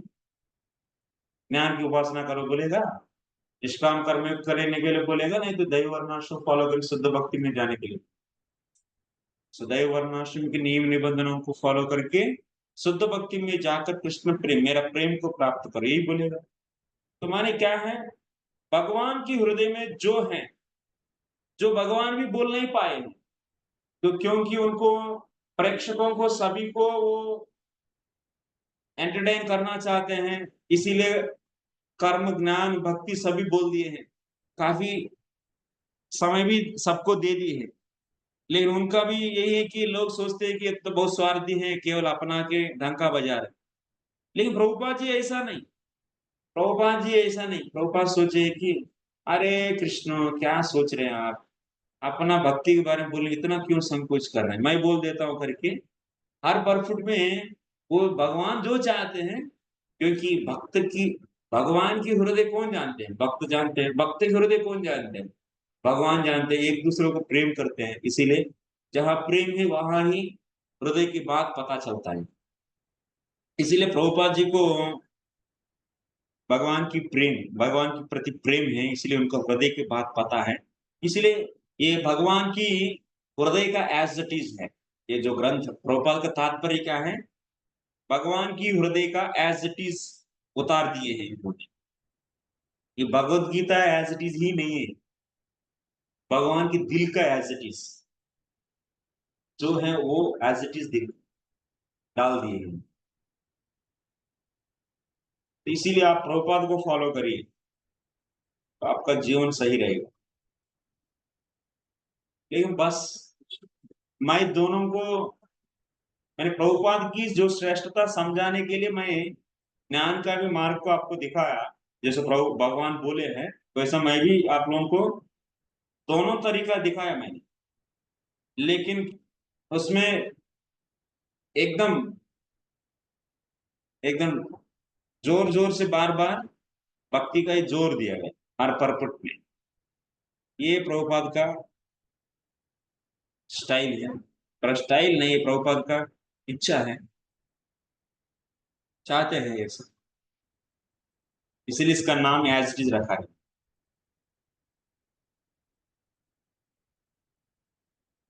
दिल का एज इट इज भगवान की हृदय यथारूप से प्रस्तुत किया गया इस ग्रंथ में। आप लोग प्रचार करते समय बोलना चाहिए, पुस्तक वितरण के समय इस किताब में भगवान की हृदय को यथारूप प्रस्तुत किया गया, इसीलिए ये तात्पर्य बहुत श्रेष्ठ है। ऐसा तात्पर्य आपको इस दुनिया में कहीं नहीं मिलेगा, क्योंकि श्रील प्रभुपाद जी एक परम भक्त है और परम भक्त जानते हैं ये जो श्री भगवान की हृदय का बात, इसलिए उन्होंने ऐसा ये है। इधर आप सब इसको फॉलो करना चाहिए, इसी का किताब को आप लोग लेना चाहिए। अनजान से पी लो, जान से पी लो, कुछ तो प्रभाव डालती है ना। वैसा ही प्रभुपाद का मही, तो जैसा भी आप इसका पर्पस को पढ़ेंगे तो आपका लाभ हो ही जाएगा। एक कुछ बच्चे क्या है ना, अरे इसमें तो सब जगह भक्ति दिख रहे हैं, कर्म ज्ञान के बारे में दिखता नहीं है। लेकिन हम लोग सुनते हैं कि पहले 6 चैप्टर कर्म के बारे में और लास्ट का 6 चैप्टर ज्ञान के बारे में, और लेकिन अभी हमको तो हर जगह भक्ति दिख रहे हैं, तो हर परपट में ये कैसा है करके बहुत लोग परेशान होते हैं बच्चे। उन बच्चों के लिए हम थोड़ा सा दोनों तरीका में दिखा, लेकिन वो लोग क्या हो रहे हैं कि कुछ परेशान होने लगा। मैं आजकल कहीं भी जा रहा मंदिरों में ब्रह्मचारी, तो वो लोग पूछ रहे हैं कि प्रभु जी ये कैसा है एक्चुअली। हम हर जगह भक्ति कृष्ण भावनामृत यही सुन रहे हैं, इसमें ज्ञान कहाँ है, इसमें कर्म क्या है, निष्काम कर्म योग, ये ढंग से समझ में नहीं आ रहा है हम लोगों को, ऐसे पूछ रहे हैं। इसीलिए हम आप लोगों को समझा रहा हूँ ये डायग्राम से, निष्काम कर्म योग क्या होता है, ज्ञान क्या होता है। वास्तव में आप लोग ना जानने से भी कोई नुकसान नहीं है, लेकिन आपको तो इतना तो जानना चाहिए शुद्ध भक्ति क्या होता है, दृढ़ श्रद्धा क्या होता है, और शरणागति क्या होता है, दया वर्णाश्रम का नियम निबंधन क्या होता है। ये टेक्निक ये तो जानना है, ये नहीं जानेंगे तो नहीं समझ, बहुत बड़ा समस्या है। राइट साइड को ढंग से जानना है आप लोग, लेफ्ट साइड को जाने ना जाने कोई समस्या नहीं। अभी लोगों को जो नहीं जानने के लिए बोलेंगे वही अच्छे से जानेंगे, जो जानना है बोलेंगे वो नहीं जानेंगे। यही कलयुग का प्रभाव ऐसा होता रहता है जो याद मत रखो बोलेंगे तो उसको याद रखते हैं, दैवर्णाश्रम सब लोग भूल जाए बोलते तो उसी को याद रखेंगे, शुद्ध भक्ति को भूल जाओ बोलेंगे तो याद रखेंगे, लेकिन यहाँ पकड़ो बोलेंगे तो भूल जाएंगे।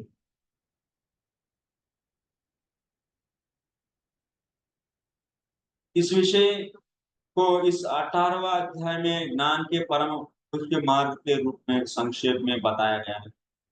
प्रथम 6 अध्याय में भक्ति योग पर बल दिया गया, योगी नाम अपनी सर्वेशम।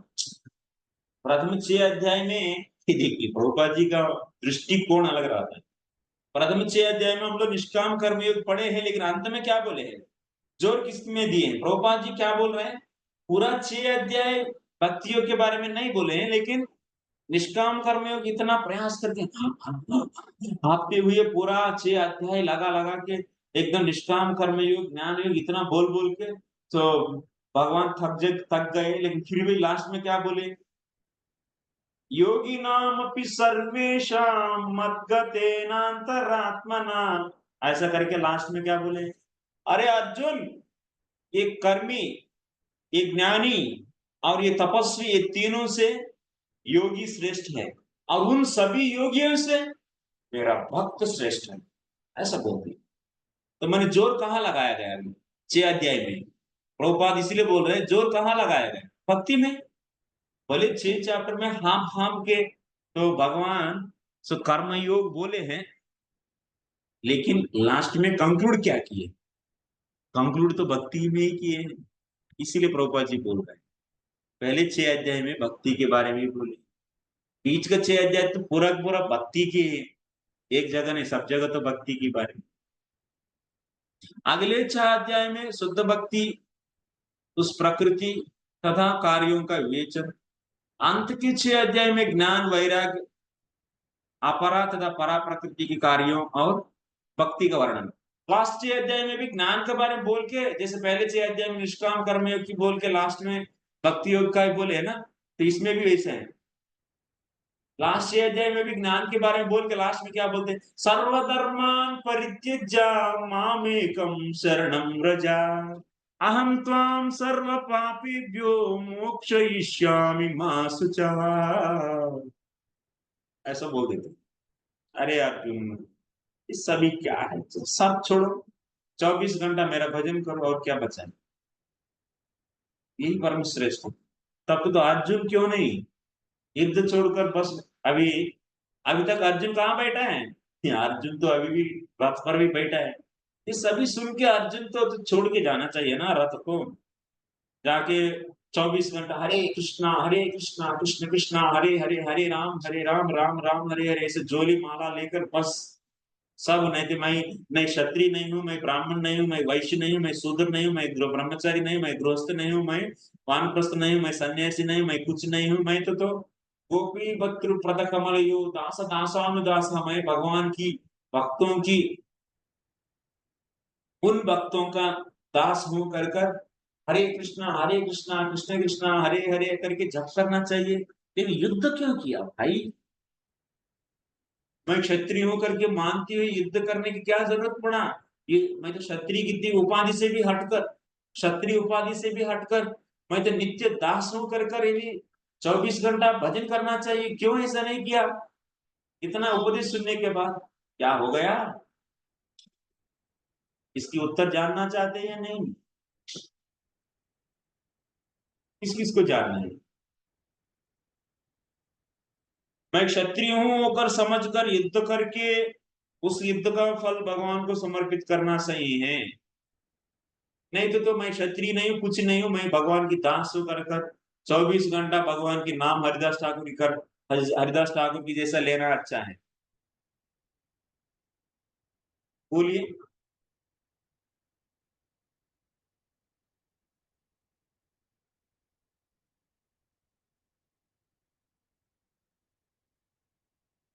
ये बात आप लोगों को जानना, ये सीक्रेट मैं बाद में बोल लास्ट में।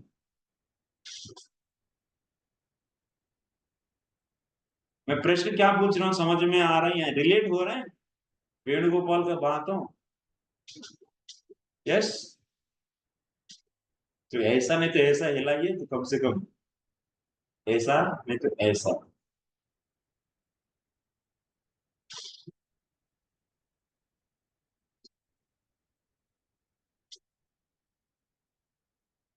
क्या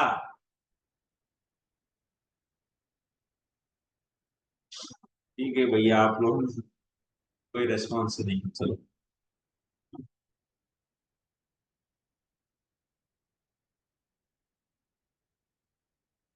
हम्म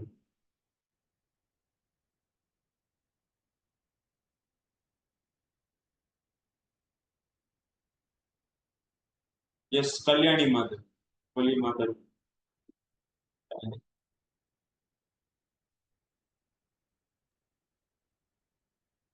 हरे कृष्णा प्रभु जी। यस प्रभु जी, मदर। मैं दास हूँ समझ के भी तो युद्ध कर सकते हैं, युद्ध क्यों क्योंकि करना है? विद्या, भगवान हरे कृष्ण जप को टाइम एंड क्योंकि एनर्जी क्यों वेस्ट? भगवान की इच्छा थी कि वो युद्ध करे। ऐसा क्या इच्छा है? तो भगवान को नाम जप करने में बहुत ज्यादा प्रिय है ना, भगवान को अच्छा लगता है, लेकिन युद्ध करके फल देने से अच्छा लगता है। बट प्रभु जी, ये तो अर्जुन अर्जुन ने बोला ही था कि मैं तो भिक्षुक बन जाऊंगा, बट भगवान ने युद्ध करने के लिए बोला ना उनको। वो तो उस समय तो चेतन अलग है, अभी तो इतना सुनने के बाद चेतन अलग। हाँ, वो तो पहले बोले हैं भिक्षुक बन, वो तो आउट ऑफ सेंटिमेंट बोले। वो दादाजी को गुरु को नहीं मारना चाहते हैं, तो दादा गुरु को मारने से भी भिक्षाटन करके जीना अच्छा है करके उस उद्देश्य से बोले। उसके पीछे मोटिवेशन क्या है? दादा को गुरु को नहीं मारना चाहिए, बड़ों को। ऐसा बड़ों से मार के उनकी खून से जो सिक्त हुआ अन्न है, रुधिर प्रतिक्तम, उनसे खून से जो गीला हुआ अन्न को नहीं खाना चाहते हैं, इसीलिए वो भिक्षा करके जीना अच्छा है सोच रहे। वो चेतना प्रभु अलग। जी, उस टाइम पे तो उपाधि वाली थी ना कि मैं का पोता हूँ, शिष्य हूँ, पर अभी उससे तो बाहर क्षत्रिय, नहीं। देखो अभी क्षत्रिय बोलेंगे तो ये भी तो उपाधि है। तो क्षत्रिय पंथ तो आत्मा का तो कोई क्षत्रिय नहीं है, वैश्य नहीं, शूद्र नहीं है, आत्मा तो चिन्मय ही। तो उस स्तर पर रह के मैं भगवान की दास हूँ समझते हुए निरंतर श्रवण कीर्तन आदि रूपा शुद्ध भक्ति करना, ये अच्छा है ना। अभी वर्णाश्रम के अनुसार विधि विधान फॉलो करके उसका फल को प्यार से समर्पित करना, ये तो दैव वर्णाश्रम का हो गया ना, मैंने नीचे स्तर हो गए ना, ये स्तर हो गए। वो क्षत्रिय वैश्य ये सब इधर ही रहता है, इधर तो नहीं है शुद्ध भक्ति स्तर पर। इसे क्यों किए बट आप? चेतना का पता नहीं प्रभु जी, आप ही बताओ। नहीं नहीं, आप प्रश्न बहुत अच्छा बोल रहे हैं एक्चुअली, आपके माध्यम से मैं बाकी लोगों को भी सुना पा रहा हूँ। हाँ बोलिए आप अपना, मैं जो प्रश्न पूछ रहा हूँ। चे, चेतना का भेद हो सकता है ना प्रभु जी, की अभी वो क्षत्रिय खुद को समझ के युद्ध नहीं कर रहे हैं, अब दास समझ के भगवान को स्मरण करके उनके ऊपर डिपेंड होके कर रहे हैं। उनकी डिपेंड होकर तो ये तो करना जरूरत क्या है? तो भजन करो, भगवान के नाम श्रवण कीर्तन, क्योंकि शुद्ध भक्ति में ऐसा नहीं कहा गया है कि तो भगवान की सोचते हुए अपना कर्म करो, ऐसे तो नहीं बोलते हैं ना शुद्ध भक्ति को। ज्ञान कर्मा जनावृतम बोलती है ना। अन्याभिलाष शुद्ध भक्ति का डेफिनेशन क्या है? अन्याभिलाष शून्य ज्ञान कर्मा। पर यहाँ पे अन्य अभिलाषा तो है ही नहीं ना प्रभु जी, यहाँ तो सेवा करने अन्याभिलाष तो शून्य तो की है। अभिलाषा था भी नहीं पहले। हाँ, वो कंडीशन सेटिस्फाई हुआ अर्जुन के केस में, कोई उनका अभिलाषा तो है नहीं। और ज्ञान कर्मा जनाव, तुम अभी मैं क्षत्रिय होकर के क्यों समझ रहे? क्षत्रिय का काम करने क्या कर? भगवान चाहते थे क्षत्रिय काम करवाना, तो दास का यही कार्य होता है कि जो जिनकी सेवा कर रहे हैं उनकी हृदय की इच्छा पूरी करें। लेकिन शुद्ध भक्ति तब तो डेफिनेशन क्या होना चाहिए? तो यदि भगवान ऐसा चाहने वाला है, मैंने सब लोग अपना अपना कर्म करे, तब तो शुद्ध भक्ति का डेफिनेशन भी सब लोग अपना अपना कर्म करते रहे जिंदगी भर, और उसी स्तर पर रह के, और आप मेरा उसके फलों को मुझे दे दीजिए प्यार से, ये शुद्ध भक्ति होता है? ठीक है जी। तो भगवान ऐसा क्यों चाहेंगे? भगवान चाहते हैं कि मेरा शुद्ध भक्त, माने भगवान खुद बोल रहे हैं ना, सर्वधर्मान परित्यज्य मामेकं शरणं व्रज, सब छोड़ दो भाई, मेरा प्रिय भक्त बनो। ऐसे चैतन्य महाप्रभु क्या बोलते हैं, मैं ब्राह्मण नहीं हूँ, क्षत्रिय नहीं हूँ, वैश्य नहीं हूँ, शूद्र नहीं हूँ, ये सभी तो वर्णाश्रम केवल शरीर के लिए है, आत्मा के लिए नहीं है, इसीलिए तो मैं भगवान का दास हूँ, दासों का प्रभु जी, दास हूँ। आपने बताया था कि शुद्ध भक्त कर्म को बंधन नहीं समझते हैं, वो केवल सारे कर्म भगवान के लिए करते हैं और नहीं, खुद सारे को भगवान के लिए। हाँ हाँ एग्जाम्पल देने के लिए सबको। हाँ, ये बोलो, अभी सही रास्ते पर आई। तो वो निरंतर शुद्ध अभी अर्जुन का कंडीशन क्या है कि वो कर रहे हैं एक्चुअली क्षत्रिय का काम, किसके लिए? दूसरों के एग्जाम्पल सेट करने के लिए। भगवान बोले ना, यज्ञदाते श्रेष्ठ प्रत्यदेवे तरो जना सयत् प्रमाणं कुरुते लोकस्तदन वर्तते। अर्जुन, मैं भी तो तीनों गुणों से परे हूं, लेकिन फिर भी मैं दूसरों को एग्जाम्पल सेट करने के लिए कर्म करता हूँ, लेकिन मुझे कोई आसक्ति नहीं है उससे। वैसा तुमको भी करना है। इसलिए दूसरों को एग्जाम्पल सेट करने के लिए वो बाहर से कार्य कर रहे क्षत्रिय कार्य, लेकिन उनका हृदय में निरंतर अर्जुन कृष्ण कृष्ण कृष्ण यही नाम स्मरण, नाम जप होता रहता है उनका। इसलिए अर्जुन सोते समय भी उनका हृदय क्या बोलते? कृष्ण कृष्ण कृष्ण कृष्ण, यही बात बोलता रहता है। उनका चेतना उधर ही रम गया। तो लेकिन भगवान क्या है, जब भी ये जगत में यदा यदा हि धर्मस्य ग्लानिर्भवति भारत अभ्युत्थानं धर्मस्य सृजाम्यहम्। सो भगवान जब भी अधर्म का न वृद्धि हो गया, धर्म नष्ट हो गया, स्वयं को प्रकट कर लेते हैं और अपना भक्तों को भी साथ में ले आते हैं। केवल धर्म को स्थापना करते हैं इसलिए समाज चले, लेकिन भगवान को प्रिय क्या है? समाज चलाने से भी प्रिय क्या है उनका? आंतरिक भक्त होकर सेवा करना। इसलिए भगवान ही बोल रहे एक तरफ सभी धर्मों को छोड़ दो, मेरा आंतरिक भक्त बन जाओ। लेकिन मेरा एक कंसर्न है कि सोसाइटी भी सही रास्ता पर चले, सब लोगों नियम निबंधनों को फॉलो करके शुद्ध भक्ति स्तर पर आ जाए। इसीलिए भगवान और भगवान भक्तों भी कर्म का फॉलो करते तो भी किसके लिए फॉलो करते हैं? केवल समाज के लिए। ठीक है, सभी समझ में आया सबको?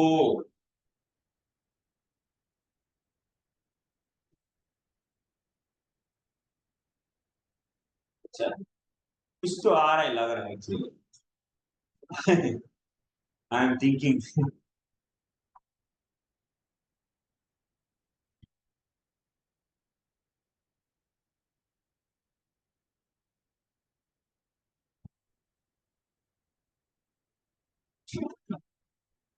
ओम तत्सत शब्दों से प्रकट होता है और ये शब्द। नेक्स्ट श्लोक में चले जाएंगे, आप लोग पढ़िए।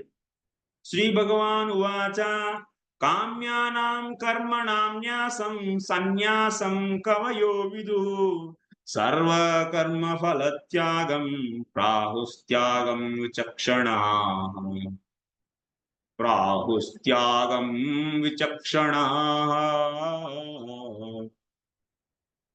भगवान ने कहा, भौतिक इच्छा पर आधारित कर्मों के परित्याग को विद्वान लोग संन्यास कहते हैं।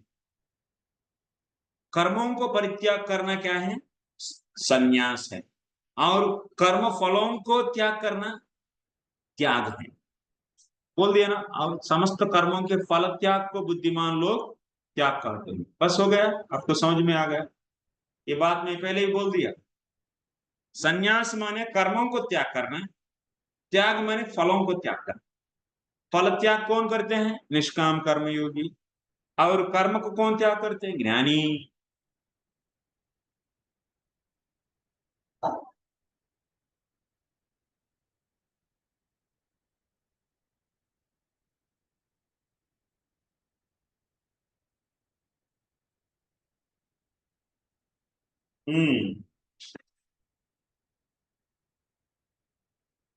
त्याज्यं दोषवदित्येके कर्म प्राहुर्मनीषिणः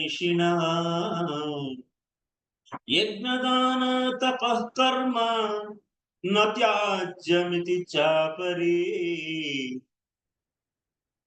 न त्याज्यमिति चापरे।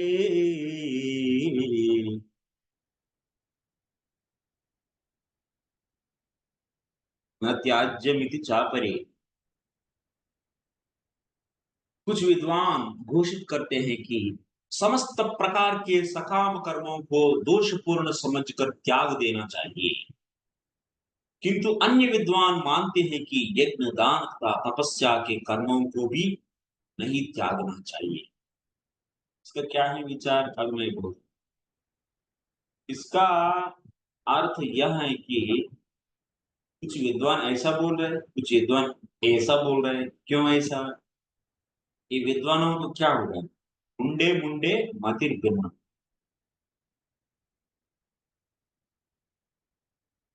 त्यागे पुनरपि मतभेदम उपक्षिपति त्याज्यमिति दोषवत् हिंसादि दोषवत्वात् कर्म स्वरूपतः एव त्याज्यमित्येके सांख्याः परे मीमांसकाः यज्ञादिकं कर्मशास्त्रे विहितत्वात् न त्याज्यम्।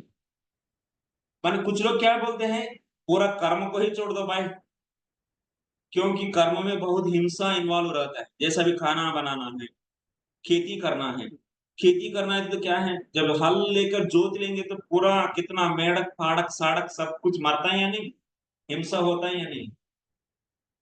जैसे ब्राह्मणों यज्ञ करेंगे तो उसमें लकड़ी में कितना प्राणी रहता है।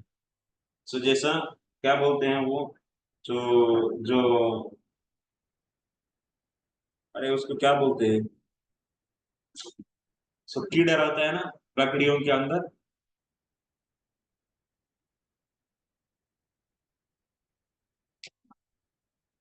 ये तो सफेद सफेद रहता है, ऐसे बनाता है और पूरा खोखला कर देते हैं। कीड़ा को क्या बोलते हैं हिंदी में? जो पूरा ढीला कर देती है लकड़ी को, रखकर पूरा एकदम कुछ दिन के बाद टूट भी जाता है। क्या बोलते हैं उस कीड़ा को?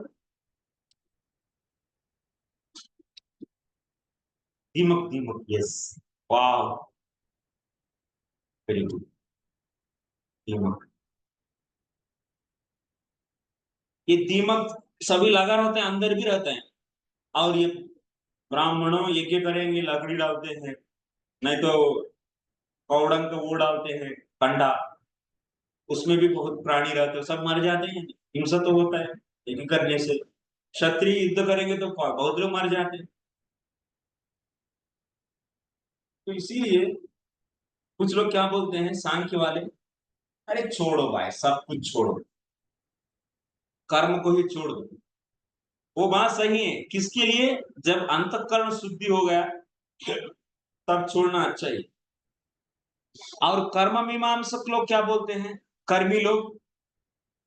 कर्मी लोग माने निचले वाले लोग, ये लोग। कर्म मीमांसक लोग बोलते हैं अरे भाई कर्म तो करना ही है, तो ये लोग बोलते हैं कर्म करो। और ये लोग बोलते हैं कर्म मत करना, छोड़ दो, कर्म ने गिरम ने सब छोड़ दो, सब छोड़ दो बस।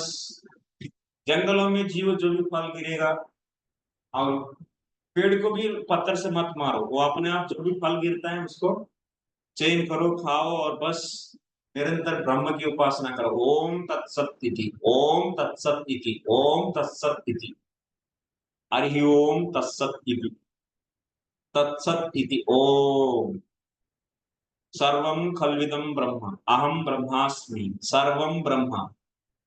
इस प्रकार ब्रह्म में लीन हो जाए। ये लोग कर्म करते हैं और हम लोग क्या करते हैं? हम लोगों कर्म करते हैं शुरुआत में भगवान की प्यार से समर्पित करने के लिए भगवान को, उसके बाद वो भी छोड़ देते हैं। निरंतर श्रवण कीर्तन आदि में भक्ति करते, मैंने डायरेक्ट डिवोशनल सर्विसेज, उसमें कोई उपाधि की उपाधि नहीं रहता है। उस डायरेक्ट डिवोशन में मैं ब्राह्मण क्षत्रिय ऐसा उपाधि से कुछ नहीं रहता है, उपाधि से आउट, सर्वोपाधि विनिर्मुक्तम। ओम तत्सत। चलो आगे बढ़ो। नेक्स्ट, निश्चयं शृणु मे तत्र त्यागे भरत सत्तमा, त्यागे हि पुरुष व्याघ्र त्रिविधः संप्रकीर्तितः, त्रिविध संप्रकीर्तितः। अर्जुन, ओ भरत श्रेष्ठ, भरतों में श्रेष्ठ, बेस्ट अमंग द भारतास। अब त्याग के विषय में मेरा निर्णय सुनो। ये नरशार्दूल माने शार्दूलम, माने टाइगर, सिंह, नरशार्दूल, पुरुष व्याघ्र माने शेर। ए शेर, मैं अभी जैसे शेर बोलना भगवान भी बोलते थे ना अर्जुन को, वो नर रूप में रहने वाला शेर है, इतना पराक्रमी है, युद्ध करने में बहुत तगड़ा है, सामने शत्रु को फाड़ते रहे, फाड़ के रखेंगे, वैसे ही इसलिए शेर बोलते हैं ना। पुरुष व्याघ्र, नर शार्दूल, शार्दूल माने व्याघ्र माने सिंह, नहीं तो टाइगर, बाघ, बाघ, मनुष्यों में बाघ, ये शेर। शास्त्रों में त्याग 3 तरह का बताया गया है। अभी तो त्याग के बारे में सुनो आप सब। यज्ञदान तपः कर्म न याज्यं कार्यमेव तत्, यज्ञोदानं तपश्चैव पावनानि मनीषिणाम्, पावनानि मनीषिणाम्। यज्ञ, दान तथा तपस्या के कर्मों का कभी परित्याग नहीं करना चाहिए, उन्हें अवश्य संपन्न करना चाहिए। निस्संदेह यज्ञ, दान तथा तपस्या महात्माओं को भी शुद्ध बनाते हैं। तो प्रभुपाद जी, भगवान का रिकमेंडेशन है वही है, छोड़ो मत भाई, इतना जल्दी छोड़ो मत। इसीलिए हम लोगों को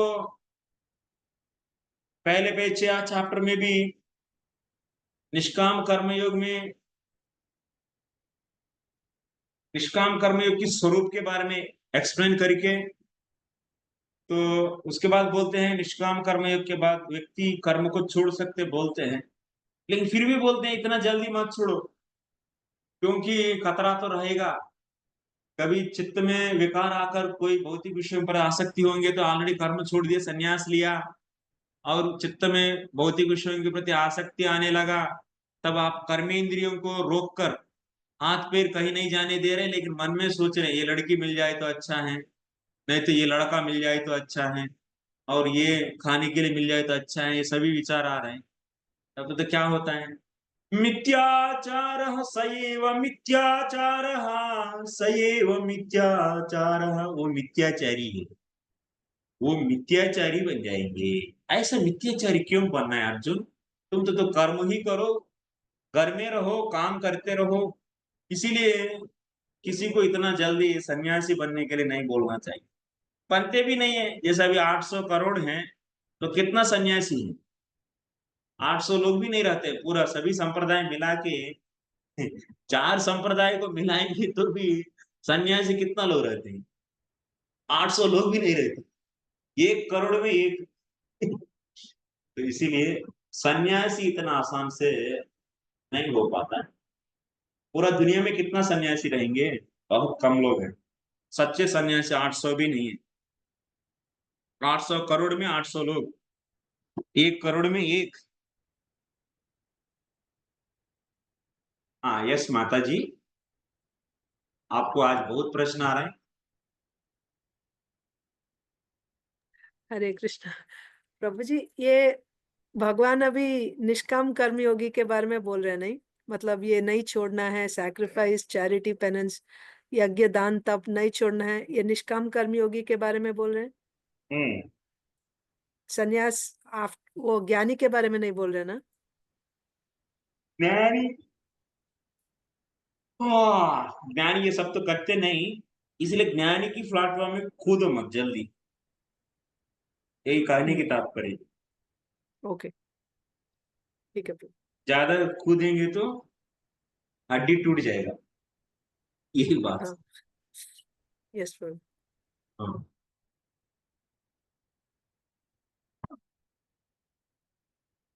अरे कुछ क्या है, मैसेज में श्रद्धा लिखे,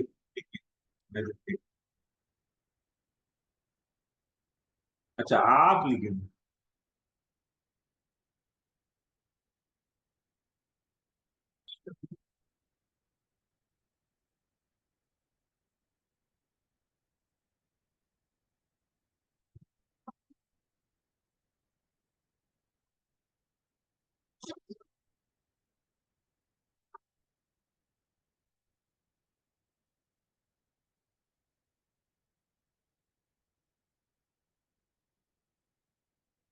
निस्संदेह यज्ञ, दान तथा तपस्या महात्माओं को भी शुद्ध बनाते हैं। माने कोई भी बचा कुचा रहता है ना, वो भी क्लीन हो जाएगा, लेकिन छोड़ना तो है भाई, एक समय तो छोड़ना ही, लेकिन इतना जल्दी मत छोड़ो। भगवान यही बार बार बोल रहे हैं, अर्जुन तुम युद्ध छोड़ के मत जाओ बेटा। क्या पता है तुम सोच रहे हैं अभी आप सब कुछ शुद्ध हो गया, आपका अंतःकरण शुद्धि, लेफ्ट साइड के अनुसार सोचेंगे तो अंतःकरण शुद्धि हो गया, राइट साइड के अनुसार देखेंगे तो पूरा श्रद्धा हो गया। तो ऐसा सोचकर आप कर्म तो मत छोड़ो जल्दी, युद्ध तो करो, युद्ध तो करो, लेकिन बिना फलापेक्षा करो, उसको उसको मुझे ही समर्पित करो, लेकिन तो करो।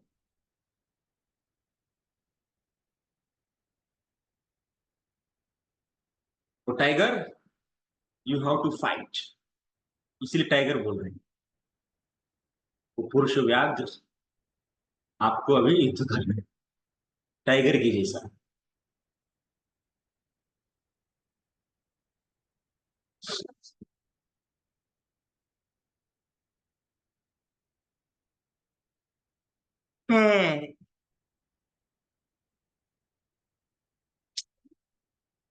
क्या उदाहरणार्थ विवाहोत्सव।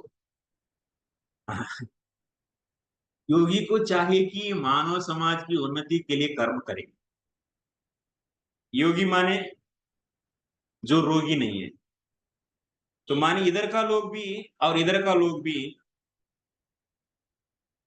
एग्जाम्पल सेट करने के लिए, जैसा मैंने बोला ज्ञानी लोग भी कुछ लोग एग्जाम्पल सेट करने के लिए करते हैं, शुद्ध भक्त भी करते हैं। जैसा अर्जुन अभी शुद्ध भक्ति भी माना जाए, शुद्ध भक्ति किस स्तर पर है करके 24 घंटा साक्षात भक्ति कर रहे हैं करके, श्रवण कीर्तन आदि रूपा इंटरनली, बट स्टिल एक्सटर्नली उन्होंने युद्ध करना ही है, ये रिकमेंडेशन है। क्योंकि समाज के लिए करो, नहीं तो अभी अर्जुन युद्ध छोड़ दिया तो हम भी छोड़ देंगे करके सब लोगों जिसमें योग्यता नहीं छोड़ने के लिए, वो लोग भी छोड़ के जाएंगे तो क्या होगा? पूरा समाज ध्वस्त हो जाएगा, बेकार हो जाएंगे, सब फालतू बाबा जी लोग बन जाएंगे सब। इसीलिए मनुष्य को आध्यात्मिक जीवन तक ऊपर उठाने के लिए अनेक संस्कार हैं। उदाहरणार्थ विवाहोत्सव एक यज्ञ माना गया जाता है, यह विवाह यज्ञ, न तो विवाह संस्कार भी बोलते हैं, इसलिए विवाह यज्ञ करना चाहिए सबको। विवाहोत्सव एक यज्ञ माना जाता है, यह विवाह यज्ञ कहलाता है। विवाह माने एक यज्ञ है, एंजॉयमेंट नहीं, लड़की मिल जाएगा, लाइसेंस मिल गया सेक्स करने के लिए, ऐसा नहीं सोचना है, तो फालतू हो जाएगा, तब जीवन बर्बाद। तो विवाह का मतलब है केवल आध्यात्मिक उन्नति। एक सन्यासी जिसने अपना पारिवारिक संबंध त्याग कर सन्यास ग्रहण कर लिया, विवाहोत्सव को प्रोत्साहन दे। भगवान कहते हैं कि कोई भी यज्ञ जो मानव कल्याण के लिए हो, उसका कभी परित्याग ना करे। इसलिए सन्यासी लोग भी विवाह को, सिंपल बात, योग्यता के अनुसार, अभी वो शुद्ध भक्ति की स्तर पर है, भजन में बहुत माने श्रद्धा है, दृढ़ श्रद्धा, तो उसके लिए तो विवाह रेकमेंड नहीं करना चाहिए, जैसे भजन करो। फिर भी कभी जरूरत पड़ेगा तो एक एग्जाम्पल सेट करने के लिए विवाह करो करके बोल भी सकता है गुरु, तो नहीं तो वो जरूरत पड़ेगा तो समाज के लिए एग्जाम्पल सेट करने के लिए कर भी सकते हैं। लेकिन तो फिलोसफिकली नो नीड, नहीं करना। माने अपना इंद्रिय तृप्ति के लिए नहीं, तो अपने लिए तो नहीं कर रहे हैं, दूसरों के लिए करना है। और ऐसा ही ज्ञानी की केस में भी, निष्काम कर्म योग में भी तो कर्म तो करना ही है। तो सन्यासी लोग इसीलिए विवाह यज्ञ को प्रोत्साहन देते हैं, लेकिन खुद नहीं जाते।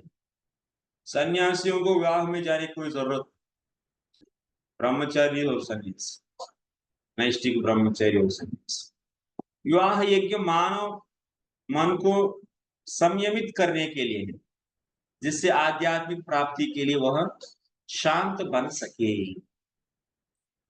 तो विवाह से क्या होता है? परिभाषा सूत्र, जहां रेगुलेशन नहीं वहां रेगुलेशन हो जाएगा।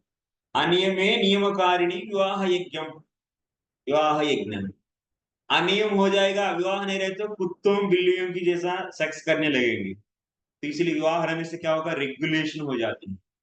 सन्यासी को भी चाहिए कि इस विवाह यज्ञ की संस्तुति अधिकांश मनुष्यों के लिए करे। इसलिए सन्यासी लोग भी विवाह करो करके सबको बोलते हैं। हम लोग बोलते हैं, सब लोग 99% सब लोग 99.9% लोगों सब लोग विवाह करना ही करना। केवल एक आध लोगों जो शुद्ध भक्ति में है और ये भी एग्जाम्पल सेट करना है, विवाह ना करके भी रहना है करके, उसके लिए वो लोग रहते हैं। ऐसा नहीं है कि सब लोगों शुद्ध भक्ति में हैं तो सब लोग विवाह करें क्या? विवाह तो दैव वर्णाश्रम के अंतर्गत आता है, लेकिन जो दृढ़ श्रद्धा है, शुद्ध भक्ति में प्रवेश किए हैं, वो सब भी एग्जाम्पल सेट करने के लिए सो सब लोग विवाह करे क्या? कर्म का पालन करे क्या? नहीं, कुछ नहीं भी करना है, कुछ लोग करना भी। कुछ लोगों उसके लिए एग्जाम्पल सेट करेंगे, कैसा शुद्ध भक्त होकर भी कर्म करना है, और कर्म कैसा छोड़ना है उसके लिए भी एग्जाम्पल सेट करने के लिए चाहिए। तो ठीक है, तो इसीलिए कुछ लोग विवाह नहीं करना चाहिए, कुछ लोग विवाह करना चाहिए।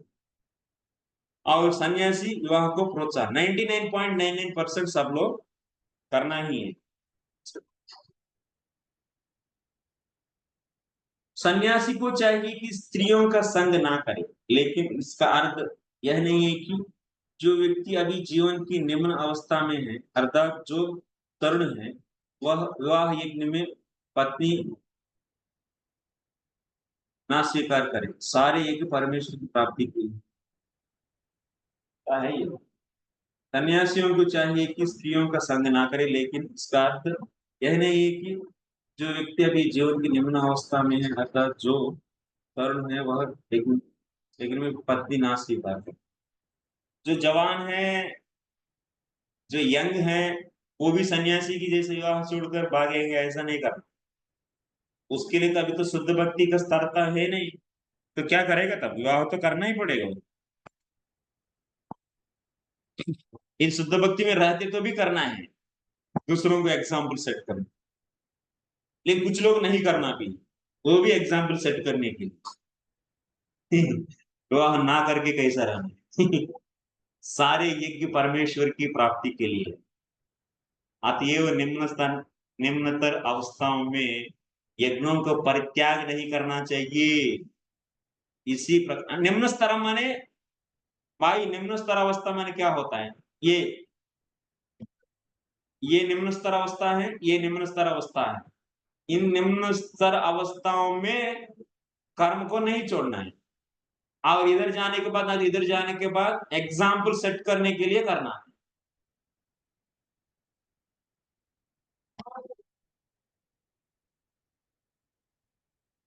ये यदि दान सुपात्र को दिया जाता है तो इससे आध्यात्मिक जीवन में प्रगति होती, जैसा कि पहले वर्णन। ओके, ये तान्यपि तु कर्माणि संगम त्यक्त्वा फलानि च कर्तव्यानीति मे पार्थ निश्चितं मतमुत्तमम्, निश्चितं मतमुत्तमम्। इन सारे कार्यों को किसी प्रकार की आसक्ति या फल की आशा के बिना संपन्न करना चाहिए। हे पृथा पुत्र, इन्हें कर्तव्य मानकर संपन्न किया जाना चाहिए, यही मेरा अंतिम मत है। बेटा अर्जुन, तो निम्न स्तर वाले भी कर्म करे, मन विवाह यज्ञ इत्यादि करे, लेकिन फल की आसक्ति तो नहीं रहना है। कर्म को नहीं छोड़ना है, मैंने कर्म के फल को त्याग करना है। ये और इधर का स्तर वाले तो जरूर फल का त्याग नहीं करेंगे, लेकिन कर्म के प्रति भी कोई अभिमान भी नहीं है, बस केवल दूसरों को एग्जाम्पल सेट करने के लिए करते हैं। नेक्स्ट श्लोक।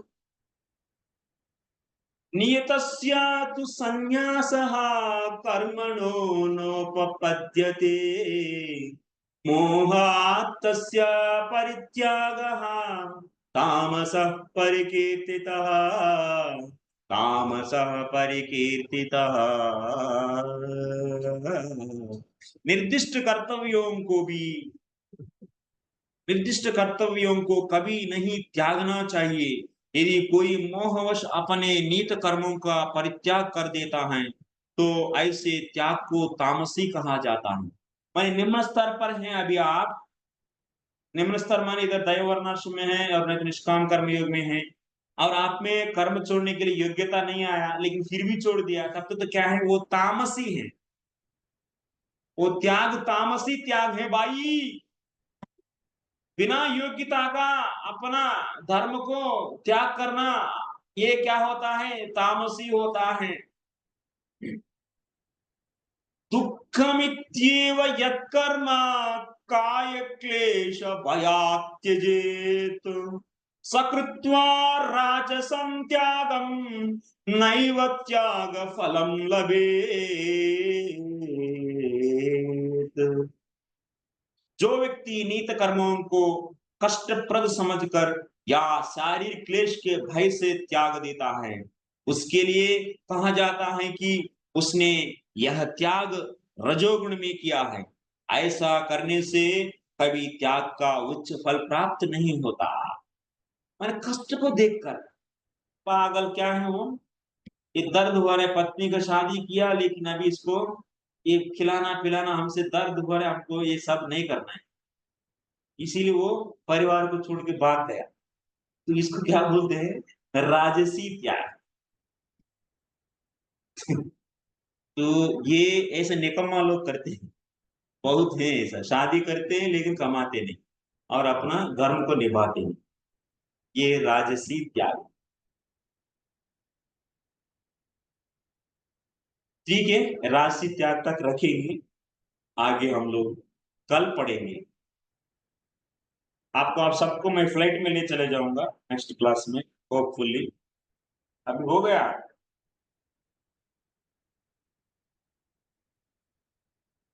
ये प्रकृति माता जी ब्लू कलर में दिख रही, क्या हो गई माता जी, आप ब्लू कलर कैसे हो गए आप? कृष्ण की जैसे कलर दिख रहे हैं आप। प्रकृति बदल दी है क्या आप?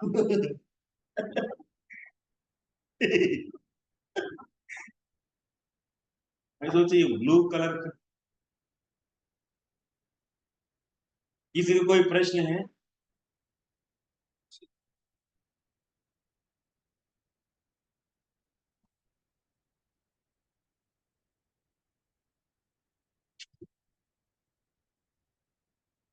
लोगों को प्रश्न कभी नहीं आता है, कितना अच्छे स्टूडेंट है।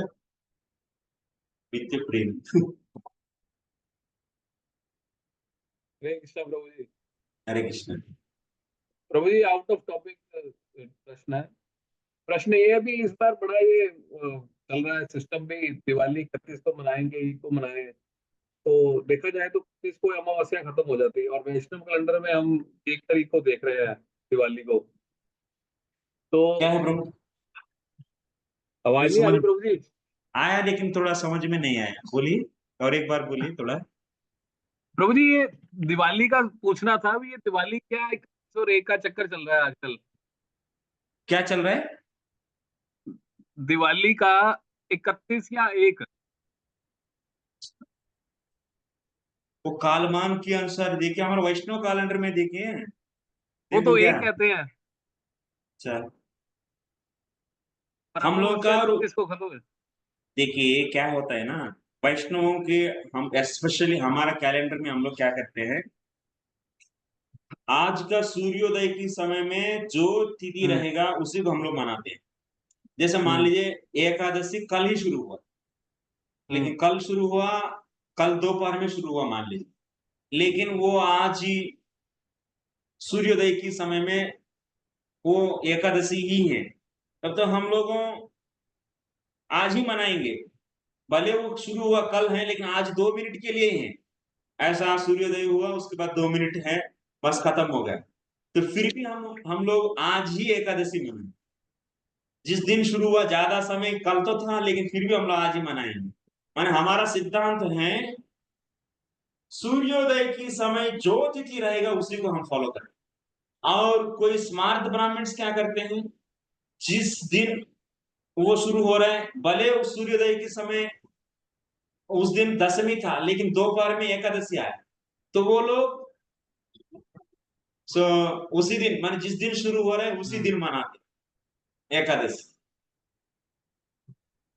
ऐसे दो सिद्धांत। तो हो सकता है अमावस्या हम लोग 1 तारीख को टच कर रहे, हो सकता है माने सूर्योदय के समय अमावस्या ही रहा हो सकता है, तो इसीलिए वो लोग 1 तारीख को मना रहे। और बाहर का लोगों 31 तारीख से शुरू हो रहा है अमावस्या, हो सकती है इसलिए 31 तारीख को मनाएंगे वो लोग। कोई समस्या नहीं, कोई एक सिस्टम को फॉलो करना है, हम लोगों का सिस्टम हमारा है। अरे दोनों का एक पद्धति है, भले दोनों का घाटा है तो वो लोग दशमी के दिन एकादशी मना रहे हैं, फिर भी दशमी नहीं है, सुबह सुबह सूर्योदय के समय एकादशी दोपहर में शुरू हो रहा है, लेकिन सुबह से वो एकादशी मना रहे हैं। उन लोगों को ऐसा, उन लोगों में भी गड़बड़ी है। तो हम लोगों एकादशी खत्म हो गया 2 मिनट में, फिर भी द्वादशी के दिन एकादशी मना रहे हैं। इधर जाए ना तो उधर जाए, जाएगा तो जाएगा। जो सिस्टम अपन आचार्य दिए उसी को फॉलो कर। हमारा सिस्टम ये है, हम ये फॉलो करेंगे, उनका सिस्टम वो है, वो फॉलो करेंगे, कोई समस्या नहीं। दोनों में तो कुछ कमी तो नहीं, एग्जैक्टली परफेक्टली ऐसा नहीं हो सकता।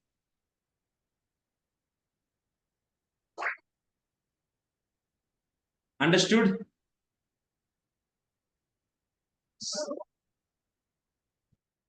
और कोई प्रश्न किसी का? Thank you very much. हरे कृष्णा। श्रील प्रभुपाद की जय।